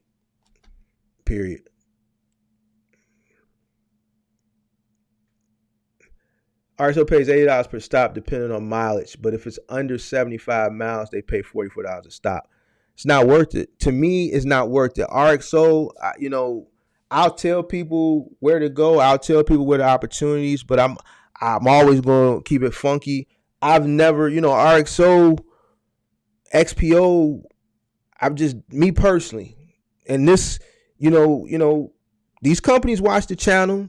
They reach out to me, but I got to keep it funky for you because I'm not going to not say what is truthful so they can buy ads on the channel. I've never been fond of XPO's rates. And I know I got subscribers that run XPO, but me personally, I've never been fond of their rates. $44 a stop is ludicrous when I've coached people into doing curbside final mile where they're not even going in the home where it's one man. I just had somebody that sent me a long testimonial that just got a curbside account. He's getting paid $57 a stop for a curbside final mile account, local. So $44 a stop. Costco, that's big and bulky. That's two men. It's not enough, especially in that market. Y'all number one, we number three, and I can't G for that in this market. And the cost of living there is a lot. The cost of living here is high. Cost of living there is extremely high. You know what I'm saying? So nah, bro. Nah, man.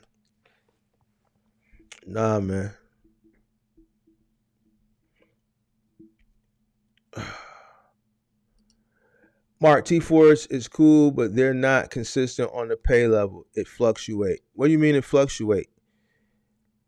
When you go into T-Force or any third-party logistics company, before you on board, y'all talk about rates. So if they're playing with your rates, which, I give it to you when I was dealing with Dynamics. This is before T-Force Dynamics, same thing. They would always try to renegotiate. When they need you, they're willing to give you this higher rate. But then when things are kind of on the up and up and they kind of got things under control, yeah, Mark, can you drive out to Elk Grove Village and we want to discuss rates? And it would always be, man, Mark, can you? That's just the way it is. But you got to stand on what you need to stand on. So Jones, I know what you're saying with them. Dynamics is always, when they need you, they'll pay you. When they need you, they'll pay you. But when things are kind of smoothing out and they got things under control, they'll want to renegotiate. You just got to stand on what you got to stand on. So, but they don't, if you're getting $50 a stop, let's say, they don't just be like, all right, we're going to drop you down to 40. It's a call and it's a meeting that has to take place. You know what I'm saying? They just can't do that because you're contracted. You've agreed upon something. So a meeting has to take place and it has to be done. You have to agree to go down to that route. They just can't say, all right, we're going to pay you 40 from now. No, it don't work like that.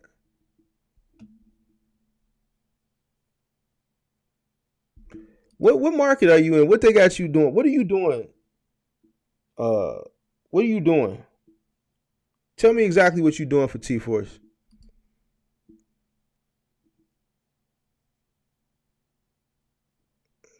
Mark, do you think it'll be difficult putting a driver in a truck to run middle mile while I work a second shift 9 to 5? I have experienced drivers to hire on W-2. I would dispatch them during the day. Do I think it would be difficult putting a driver in a truck while you work a job?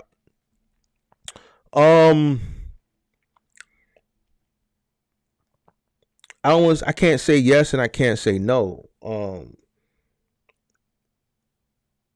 Where you're probably going to have an issue is if you're working a second job and you're relying on a driver, what happens if the driver calls off or doesn't show up? Then what? That's the reality of it. So, if you have a driver who's committed to working, it's not really difficult.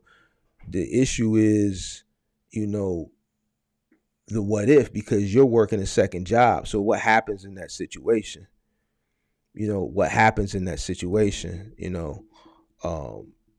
Turnover is high, right? Retention is, retention right now is low.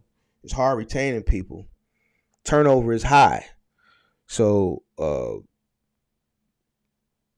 the only way you're going to be able to sleep good at night and be stress free is if you have someone that's dedicated, that is going to show up to work every single day, and you got to really entrust them to the point where pretty much they can operate on their own. If you don't have that level of trust in the person that you will put in that into that position, then you're gonna always be wondering and worried if this person is gonna show up the next day. So that's the best way I can answer that question. Because things happen. So it is what it is. That's the best way I can answer that question. I would dispatch him during the day. I have an experienced driver to hire on W-2. So yeah, if he's experienced and you want to hire him on, the question is he going to be dedicated? Is he going to come to work every day? Are you paying him handsomely enough that you don't have to worry about it? The only way that you can, take that stress away of a person coming to work or not is you got to pay him handsomely. And, handsomely to the point where, it's just so good that they don't want to miss. If you don't pay them handsomely, they're going to be working. And while they're working, they're simultaneously looking for another opportunity that's paying them more money. Right now, people hopping seats left and right. So, that's what you got to keep in mind. So, if you work in a second job, you may have to take a little bit less and pay your driver a little bit more to keep that driver in that seat consistently. You know what I'm saying? That's the best strategy I would give you or anybody that's in that position.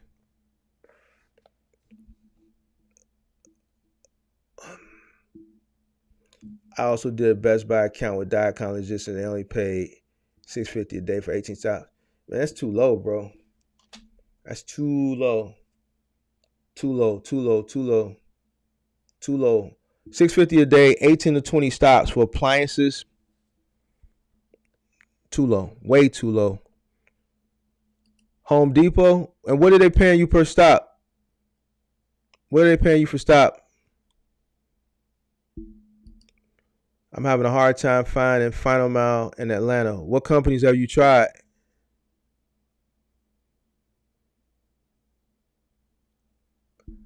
Select Express, I used to do bobs for them. They only pay $675 a day out of Trent, New Jersey. Yeah, Select Express has always been cheap. Well, you don't do them no more. I would say talk to Mike. But you don't do it no more. But Select Express has always been cheap. How much you getting paid for the Home Depot to one stop? I'm spending $200 every other, sometime every day. Oh, $43 a stop. Yeah, I got another subscriber that's getting $43 a stop. But what market you in again? What market you in again? Did you tell me what market you in? Because if you in North Carolina, that's what they paying out there, T-Force. Some markets they paying in the 50s. So, and these are what people are coming back thanking me, telling me in the comments and in the chat. They coming. It was a guy in here a few weeks ago that said he just on board with T-Force for 57. It was another guy came in here and said he is just on board for 52. I know 43 is in North Carolina because 3 Logistics, he's in North Carolina, and that's what T-Force is paying him.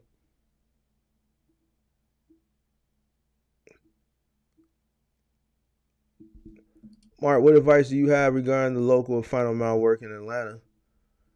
What advice do I have? Well, I know you asked a question earlier saying you were having a hard time finding. That's why I'm asking you, who have you applied with? I can't really give you no advice. Let me know who you've applied with. You gotta apply and get a contract, and then I can kind of advise you on what's good and what's not good, and how many stops and what to take and what not to take, and things like that.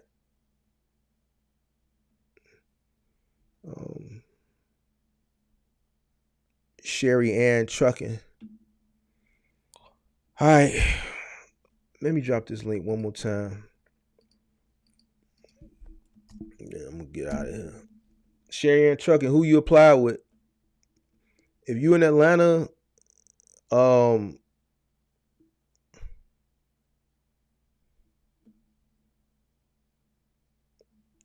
trying to start my own box truck business. Where should I start? First thing you need to do is put together a plan. research the industry, put together a business plan, and decide what lane you want to operate in. That's the best place to start. You want to do middle mile, you want to do final mile, you want to do moving. There's a few different things you could do with a box truck. You could do Amazon, you could do middle mile and Amazon. So I think you should really research the space, see which lane is going to work best for you. Put together a business plan from start to finish, and then once you determine what lane you want to go into, then do more research on that particular lane. The initial research was just brief research on what each lane entails, and then once you figure out what each lane entails, you decide which lane you want to go into, then do deep research on that lane so that you know what you're getting into. Start to structure your business, go out and get your licenses, your DOT, MC, all that stuff. Get you a broker, start sourcing you a truck. How are you going to acquire a truck? What are you going to do? Are you going to rent one? Are you going to buy one? You need to do research on both. The cost that's associated with it. Depending on what you decide to do, you need to kind of calculate what it's going to cost you to operate if you buy a truck versus renting a truck. If you plan on going middle mile, you need to get on one of these load boards, get an idea of what the spot market rates are going for. Kind of do up some mock loads.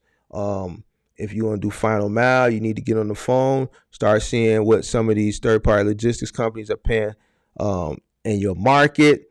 You're going to have to source a helper if you're doing final mile. So there's a lot of research that goes into it. So the best thing that I would suggest for you starting to do the research,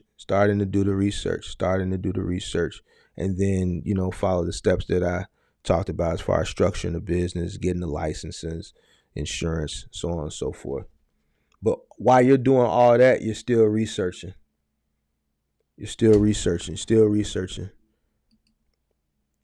I watched the video when you talked about the Home Depot account, I believe. So, Sherry Ann, why don't you hit the link?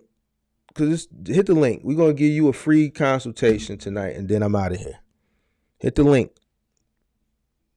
We're going to give you a free consultation. Tell me what you want to do. We're going to give you a free consultation online. We're going to give you a coaching online. And then we're going to get out of here. What are some 3PL companies that you would say pay good? That varies. I can't tell you, because I could tell you a company and then it may not pay good in your market. It varies. These companies pay different in different markets. Like you just heard him talking about, they're only paying him 43 when I know people that are doing that same contract and they're getting paid 53, 52, and 57. So, it all depends. What JB Hunt pays in this market, final mile, they don't pay in Indianapolis, or they don't pay in Iowa. You know what I'm saying? So what I would do, I'm going to tell you what I tell everybody. If you want to do final mile, I got a video out that I listed my top 10 final. Maybe that's why they stopped communicating with me. They was ranked, I think I ranked them number 4. Because that's right when they stopped talking to me. Yeah, I just figured it out. That's probably, I didn't rank them high enough, so I guess they got mad. But I did a top 10 video maybe a couple months ago. And I'm going to have to do that again one more time before the end of the year. So those 10 companies, I would look at those 10 companies in that video, and then I would see if those companies are in your market. And then I would start from there. Just go down the list. 1, 2, 3, 4, 5, 6, 7, 8, 9, 10. Start researching each one from 1 to 10. Start calling them, go in there, asking what accounts they have, asking what rates they pay. That's what I would do. In your market. But you're in Jersey, and the rates that you telling me that they paying out there in Jersey, and some of those routes are going into New York, man, that's $650 is just not enough, bro. It's just not enough. It's not enough. It's not enough because if I live in Jersey or I live in New York and I'm crossing the bridge to come work for you, or vice versa, just in that market, period. Think about it. With the cost of living over there, shit, I'm paying drivers making $250 here. The average rate for a one bedroom here is about $1,900, $2,000 a month. What is it there? About $5,000 a month? So at 650, 18 to 20 stops, what are you paying your driver and your helper? You paying them probably less than $200. You probably paying your driver $175. You probably paying your helper $150. You may be paying your driver $200 if you own your trucks. If you renting your trucks, you probably not paying your driver $200. You paying. I'm willing to bet you probably paying $175 to your driver, and that's just not enough money. It's just not enough money for that market. It's not enough money. Not even in that market, that's not enough money. It's just not enough money. It's just not enough money. Damn, you worse than what you say you pay your driver $160. Oh, hell no.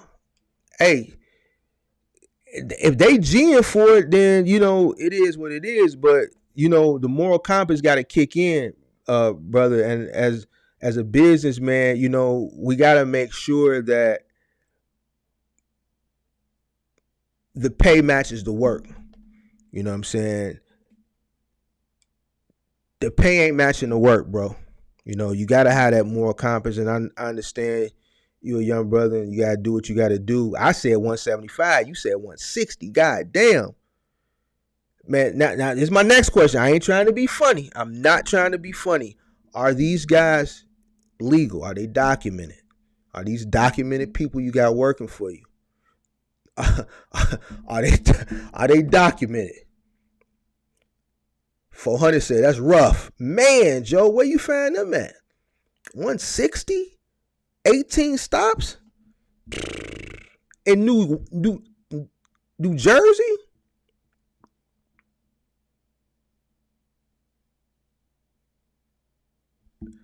I ranked them high, but I didn't rank them number one. I didn't rank them number one.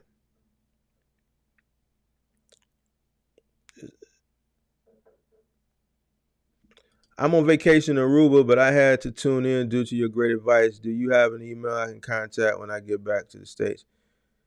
Yeah, Mark at thementormark.com. Mark at thementormark.com.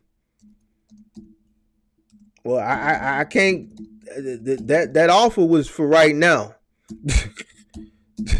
You catch me during the day, you got to go to www.boxtruckcourses.com because that's going to take me away from other things. You know what I'm saying? So that offer was for right now. So if you want that if you need a strategy coaching session, then you got to go to www.boxtruckcourses.com. Now, if you want to take 10-15 minutes away from your vacation in Aruba to come on and chop it up, you can. But if not, then we have to catch you another time. It's all good. He says some of them got papers. Nah, they document, but they got TIN. Some of them is illegal. Some of them illegal.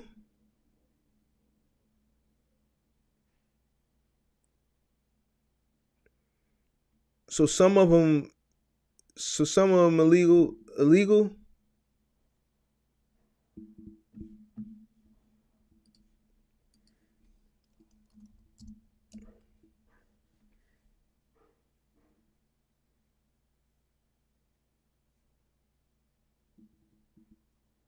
The helpers don't got papers. Well, here's the thing, brother. Eventually, that's not gonna last forever. So you gotta be careful. You kind of want to stay on the up and up. I get it. I get it, and that's something I'm gonna be talking about in an upcoming episode of All Over the Place. Actually, that's the next episode. So,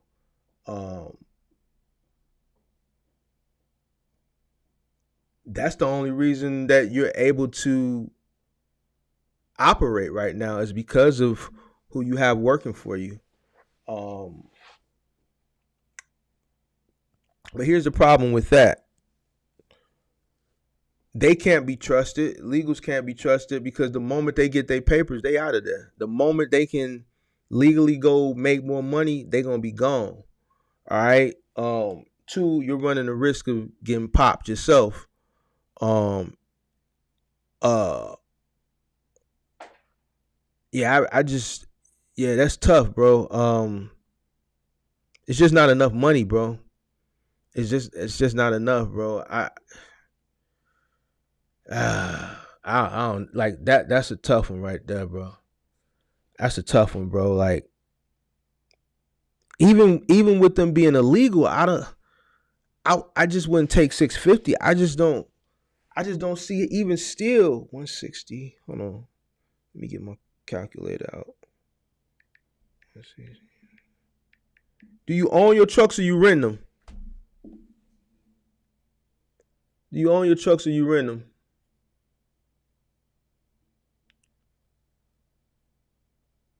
Some guys at the warehouse for Macy's pay their driver 140. Psst. Yeah, man. I don't know, bro.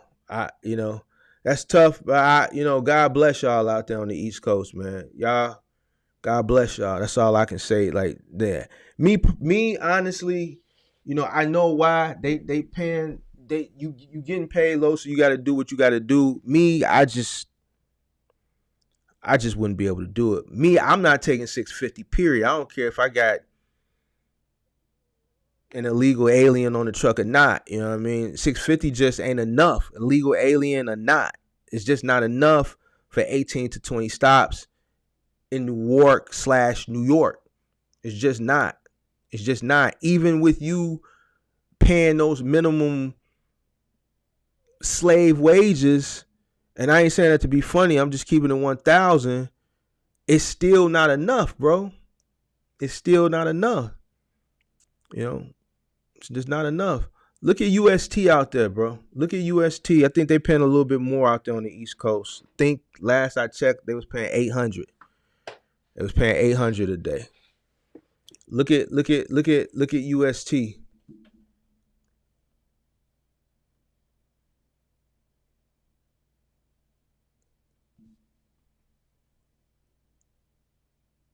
Hey, Mark, so you saying you got two different information on running? Repeat that.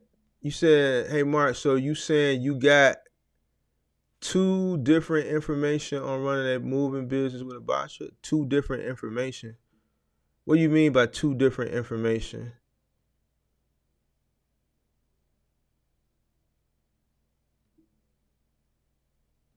You own three and you rent three, or own three and rent one?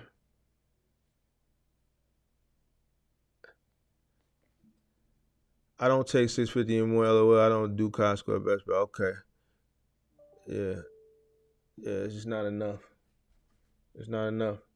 Hey, damn, I forgot to shit. They probably didn't snatch that shit already. Hey Terrell, retype that question in because I really didn't get it, bro.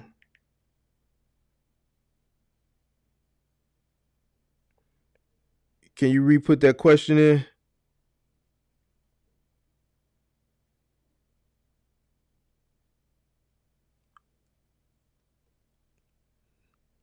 I'm gonna drop this link one more time and then I'm gonna get up out of here. I gotta be out of here. I gotta get out to the hood.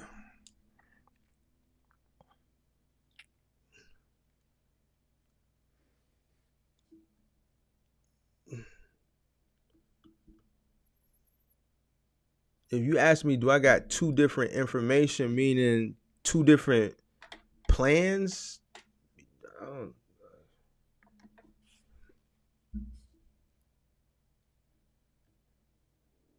yeah, 650 real low. 650 real low. For two men, for that type of work, it's just not enough money, man. It's just not enough.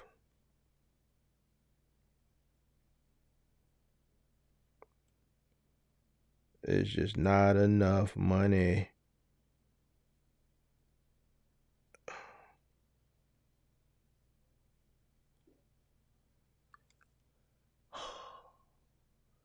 All right.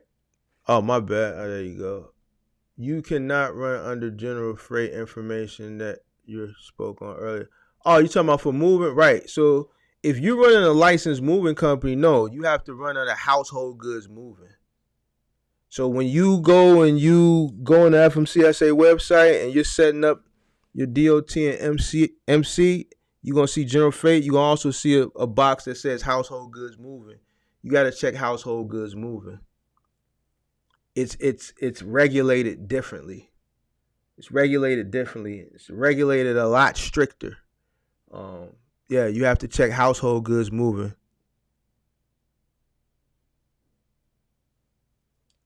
So if you're moving people's homes from point A to point B, you have to it has to be under household goods moving.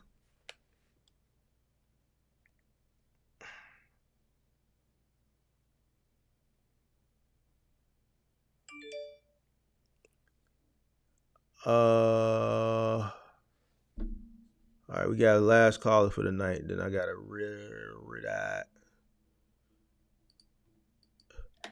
Yo, Yeah, what's going on, brother? what's going on, man? How you feeling? I'm doing all right, man. I had to take the opportunity while you was giving it. Oh man, I appreciate it. So yeah, I basically, of course, I appreciate you. So basically, I was originally a over the road driver, but now I'm trying to get more local work in the Atlanta market. I don't have a lift gate, and my width is about 96, I believe. So I think that's a lot of the problem that I'm running into. Mm-hmm. So what you trying to do? Final mile? Yeah, I'm trying to do something, anything locally. Like I even tried to call the Home Depot distribution center to see if I could run for them. So if It you was don't hard have to a get in contact with them. if you don't have a lift gate, then that means you can't do nothing curbside. You Okay. the only thing you can do is dock to dock. Okay. Does your truck have a ramp? Yes, it All does. right. So you can't do curbside because that 100% uh you need a lift gate because it's all palletized Okay. freight. So the only thing you can do is dock to dock work. Dock to dock or you can do moving. So dock to dock is gonna push you more into that middle mile. You know what I'm saying? Now you can do final mile big and bulky. You know what I'm saying? You can do big and bulky final mile, but you can't do curbside final mile. You can do big and bulky final mile though. Okay. And so how do I go about finding those? You say you in Atlanta? Yeah. So I did a video. My top 10 final mile logistics companies. Hold on, I put it up there so you know which one it is. I would go watch this Okay. video. Hold on, let me pull it up.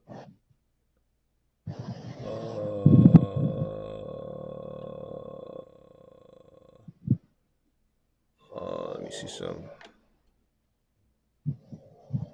Damn, I can't share. I got the screen locked. All right, but hold on. Let me see something. Let me put this link in the chat. Share. You watching this from a phone or from your computer? Probably your phone, right? From the yeah, from the phone. All right. So I just put this link in the chat. Okay. All right. So that link is to the video where I'm listing my top 10. I would look at those 10 companies and I would start from there.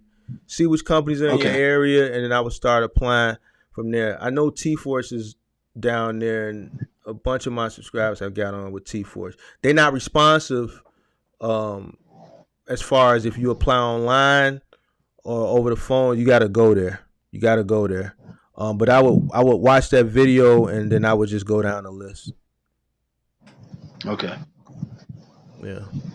So yeah, I would start from there. But yeah, so you could do big and bulky final mile. You could do moving, or you could do middle mile dock to dock. Um, yeah, without a lift gate, you can't do curbside. So Okay, so the best thing for me to do is just get the lift gate. I'm gonna have to just get a lift gate put on, basically. I mean, if you want to, it's gonna cost a lot of money. But you know, if you got a 26-foot box truck that don't have a lift gate, I would try to, you know, use what you got and make the best out of it. And if you do want to get a lift gate, at least let the truck buy the lift gate, and the truck will buy the lift gate by doing one of these lanes. And once you start making money, then maybe you can invest into a lift gate. The truck will buy its own lift gate. But me personally, I wouldn't buy I wouldn't buy an aftermarket. Me personally, I wouldn't buy an Okay, aftermarket lift gate and I wouldn't spend that type of money on that. I would just utilize the truck where I could utilize it at. And if you decide later on, at least the truck will buy the lift gate for itself versus you going further into your pocket.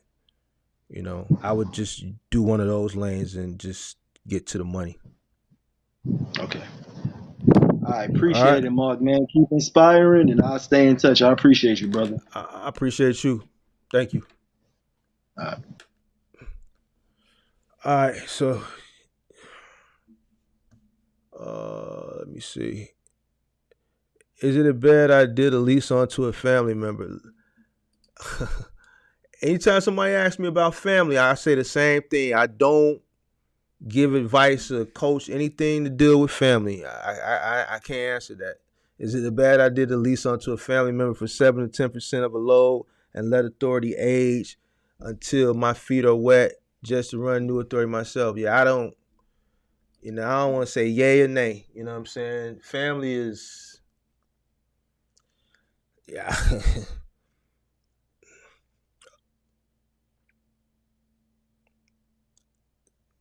Lease onto a family member for 7 to 10% of the load and let authority age until my feet wet or just running my new authority. Me personally, I'm gonna answer it this way. The way I was raised, my mother always told me, "God blesses the child as God is on." All right, so you know, a little extra work, you can just be under your own structure. Do a little extra work and get your own business and be under your own umbrella. I think that's the best way to properly answer that question without getting mixed up in your family business. Yeah, God bless the child that's got his own. So, uh, but I mean, you know, it is an age authority. But you know, me personally, I don't mix with family. I don't mix with family, and the reason why is because family expects they expect they expect to get away with stuff that other people can't get away with. It's just I've tried it. I don't do business with family. I don't suggest other people do. I don't suggest other people do business with family. This may rub people the wrong way. I've never seen somebody get mixed up with their family and it just goes great. You know, you just can't do it. You know, I know people that own businesses that ain't in trucking and they haven't spoke to each other in years. It's just best to just, man, me and my brother, we used to fight in the office, like fist fight in the office. Because if I had to come down on him, he felt like, man, you know, you know, he felt different, like he was held to a higher standard than everybody else in this business. Man, you messed up. I gotta come down on you. And he, my brother, so he feel like, well, man, I'm still your brother, so we can fight.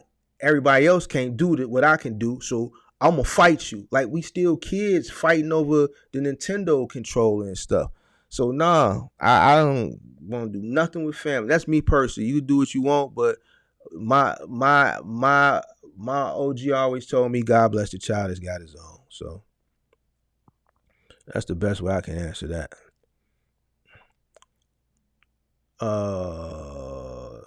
Pippi say business and family don't mix. They don't mix at all.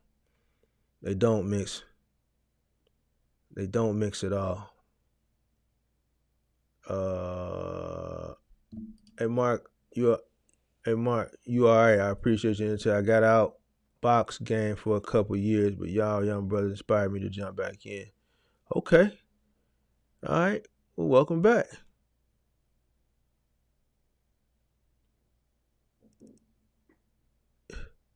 Welcome back. Welcome back. Welcome back. Welcome back. Welcome back. I made my own lift gate with plywood and aluminum for my sprinter. All right, y'all. I think that's going to conclude tonight. Let me check this poll out. I forgot. You got 77 votes in the poll. Your driver calls off last minute, but you promised the family an outing. What do you do? 86% said postpone the outing, cover the load. 14% said screw the load, family and Six Flags. So 86% is kind of high. The 14% that said screw the load, I'm curious to know who y'all are. You know what I'm saying? I'm curious to know who y'all are. But I'm glad 86%, you gotta put the business over family sometimes. It's just the way it is. When you work for yourself, you don't have the luxury of calling off like when you work for somebody else and leaving them stuck, holding the bag. You know what I'm saying? When you own your own business, everything falls on you. It's your business, right? And you always want your rapport to be exceptional. So, you got to do what you got to do. 5 Star said 14% just lost the contract. Pretty much, pretty much. Trust me, I done turned down a lot of stuff, and I made a lot of people mad because of work. You know, I've I've dated women that just complain because I worked a lot, and promises may have been made and they got broken because something happened. So I had to stay at the yard longer. I remember one of my exes told me she felt like she was in a relationship by herself. Hey, listen here, man. When you're a business person, especially an entrepreneur, it's God first, then the business, then everything else. When you're an entrepreneur, it's God first, then your business, then everything else. That's just the way it is. Everything that you have, if you're an entrepreneur, you're a sole entrepreneur, meaning this is your bread and butter. Everything that you acquire,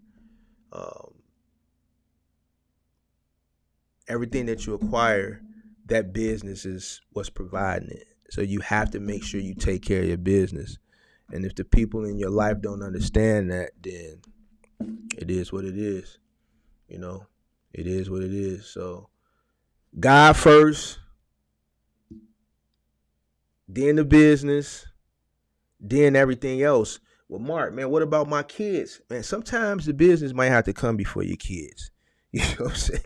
It's just, what I'm saying? Make sure the kids get to school and everything. But man, if y'all damn near on your way out the door for Six Flags and UST or T Force, let's say T Force is calling and say, hey man, uh uh uh your freight, your truck didn't show up. What's going on? All right, let me call you right back. You calling your driver, no answer, no answer, no answer, no answer. You check your phone, check the tracking on the truck, and it's still parked wherever you park it at. If you let the driver keep the truck overnight, he has the keys, and you see it still parked in front of his crib, or still parked at the yard or the truck parking place, and it ain't moved, and he's not answering, you still got to make that call back to the logistics company. You got to get him an answer. You can't just not call him back. You can't pull that number. You a boss. You're a boss. So you got to face the pressure. So you only got two decisions to make. All right, I can't find a driver, but I'm going to come in and cover the load. So you either going to say that to the operations manager or the dispatch or the branch manager, whoever calls you from that company, or you going to say, man, I ain't got in contact with them, so I don't know. Well, what are you gonna do? Because they're gonna be like, what are you gonna do? Are you gonna send somebody? Are you gonna come cover the load? Because you can come cover your background check. You're the owner operator, so are you gonna come cover the load? Oh man, well me and the kids and the wife, we was going to Six Flags today. Oh okay, yeah. So we headed out the door now. Oh okay. All right, don't even worry about it. We'll figure it out. Matter of fact, just take the week off. We'll give you a call. What you mean take the week off? Yeah, just take the week off. We'll give you a call Friday. Enjoy your Six Flags vacation trip.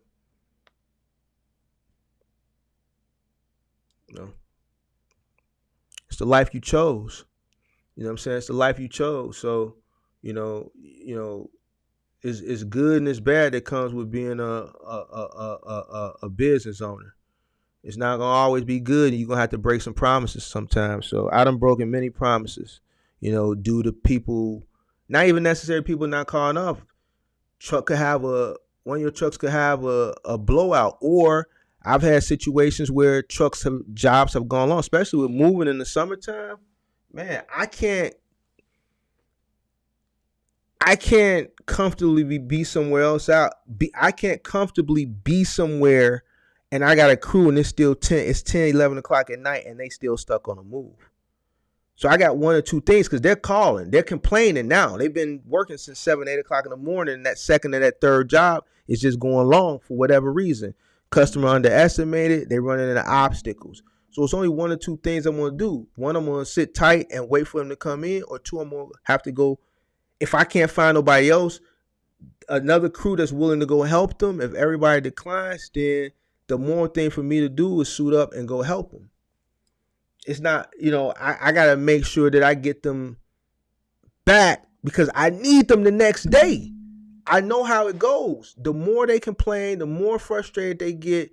I don't even have to be there to hear the conversation. F this shit. I ain't coming in tomorrow. Shit, I'm gonna finish this move. This move gonna take us to about 1 a.m. He think I'm finna be here in the morning. I ain't coming in. I'm gonna have to go deal with that. But showing up as the owner, right? It boosts that morale. It boosts that morale. You know what I'm saying? It boosts that morale because it shows that you're not too good. And you know what? When you see your crew in the jam, you willing to lace up. You willing to lace up and still get out there in the field with them and help them get done. So, and you can have a date plan. You can have a fine, sexy thing waiting on you. But at the end of the day, you might have to cancel that. You know what I'm saying? Because that morale is more important. And these cats ain't coming to work tomorrow if you don't go boost that morale and show that you're willing to get out there. So now your problem today is going to turn into another problem tomorrow. So, I done broke a lot of promises, bro. Broke a lot of promises. Made a lot of women upset. You know what I'm saying? I don't want to say a lot of women, but I made some women upset. You know what I'm saying? And it just is what it is when you're a business owner. I used to hate when drivers didn't show up. When I come back, I'm not doing that third party BS. Like a comedian says, them kids. Who did you build your business credit with, Top 10 Chuck? Like I said before, I know I've said this many times, but I got a lot of new subscribers to the channel. My trucks, when I first started buying trucks, I was buying them cash. So I was buying them cash. It was a different day and age. Trucks were a lot cheaper, and I had a lot of money. So I was buying them cash. How I was able to have the money to start buying my trucks cash, when I started with a pickup truck and then I scaled to a rental truck, box truck. I went from a pickup truck to a 16-foot box truck from Penske. You're talking 2010, 2011. So back then it was $225 a week for the 16-footer. And I was paying 10 cents a mile. So one move will cover the truck for the week, pretty much. And then we was doing 3 moves a day, up to 1 bedroom, 2 bedroom, times 7 days a week. So you figure average move at that time, I was charging 100 an hour, 2 hour minimum, $75 truck fee, $100 truck fee, whatever, 275, let's say 300. I was making about 900 a day. My helper was making about 100 a day. So I was taking home about 800 a day, but then that 100 went back up to 900 because I was averaging about $100 in tips a piece. So pretty much my tips for the day paid my worker. I would take my tips, pay my worker. So I would make about $900 a day. So by the time I started buying trucks, I just had a lot of money because I was working 7 days a week. And then I was just buying a truck every other month. My first truck was $7,900. My second truck was $8,000. My third truck was like $8,200. My fourth truck was a brand new truck. Paid $33,000 for it. Truck 5 and 6, I bought those at the same time. Then I started buying 2 trucks at a time. And just kept building from there. So the only trucks that I financed were the 2 trucks that I bought new. Everything else I paid cash for. As far as business credit, how did I build it? I started with 2 business credit cards. They both were Capital One Spark card. I had one for the moving company. I had one for the trucking company when I got the trucking company. So I already had a Capital One for the moving company. When I started the trucking company, I got another one for that. Then I eventually got a PNC business credit card and a Barclays card. And I just used 30% utilization, and that's how I built the credit. It really didn't matter because I had to PG everything. Everything I had to personally guarantee. So it's like whatever, you know what I'm saying? I had to personally guarantee the 2 trucks that I bought new. I had to personally guarantee I did get business lines of credit. I just had it there just for a safe haven, just in case. I had to PG that, even though I didn't use it. You had to PG it in order to get approved for it. I had to PG the credit card. So yeah, 30% utilization though is how I started to build the credit up for the business. I don't have a DOT number nor EIN number. If I go rent a truck, can I start something? You can start something. It just won't be licensed. It won't be legal, and you won't be able to deal with no companies. You won't be able to get a contract with none of these third-party logistics companies or nothing. You got to have a structured, licensed, authorized business to deal with any company.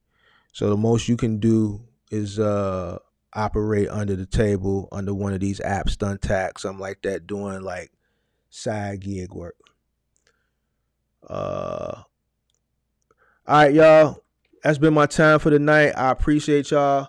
Make sure y'all check out that first episode of All Over the Place podcast. Episode 2 will be out soon. Monday, back again with the Wise Men podcast. Me and Kirk. Shout out to Kirky Fresh. I appreciate y'all. Going to continue to put this content out. Hopefully, I can continue to help some people. Each one teach one. Like I said in that podcast episode 1 earlier, it's kind of my duty to mentor and put the information out. That's how you change the mentality for the generation coming up under you. And instead of talking about it, you got to be about it. And the best way to be about it is start within yourself. And that's why I do what I do. You know what I'm saying? I don't just talk about it. I'm actually doing the work. I know I can't help everybody. I can't save the world, but I'm doing my part to kind of curb that crab in the barrel mentality in my community. So just keep rocking with me. I'm gonna rock with you. Other than that, I'll see y'all next week. I appreciate y'all. I'm out.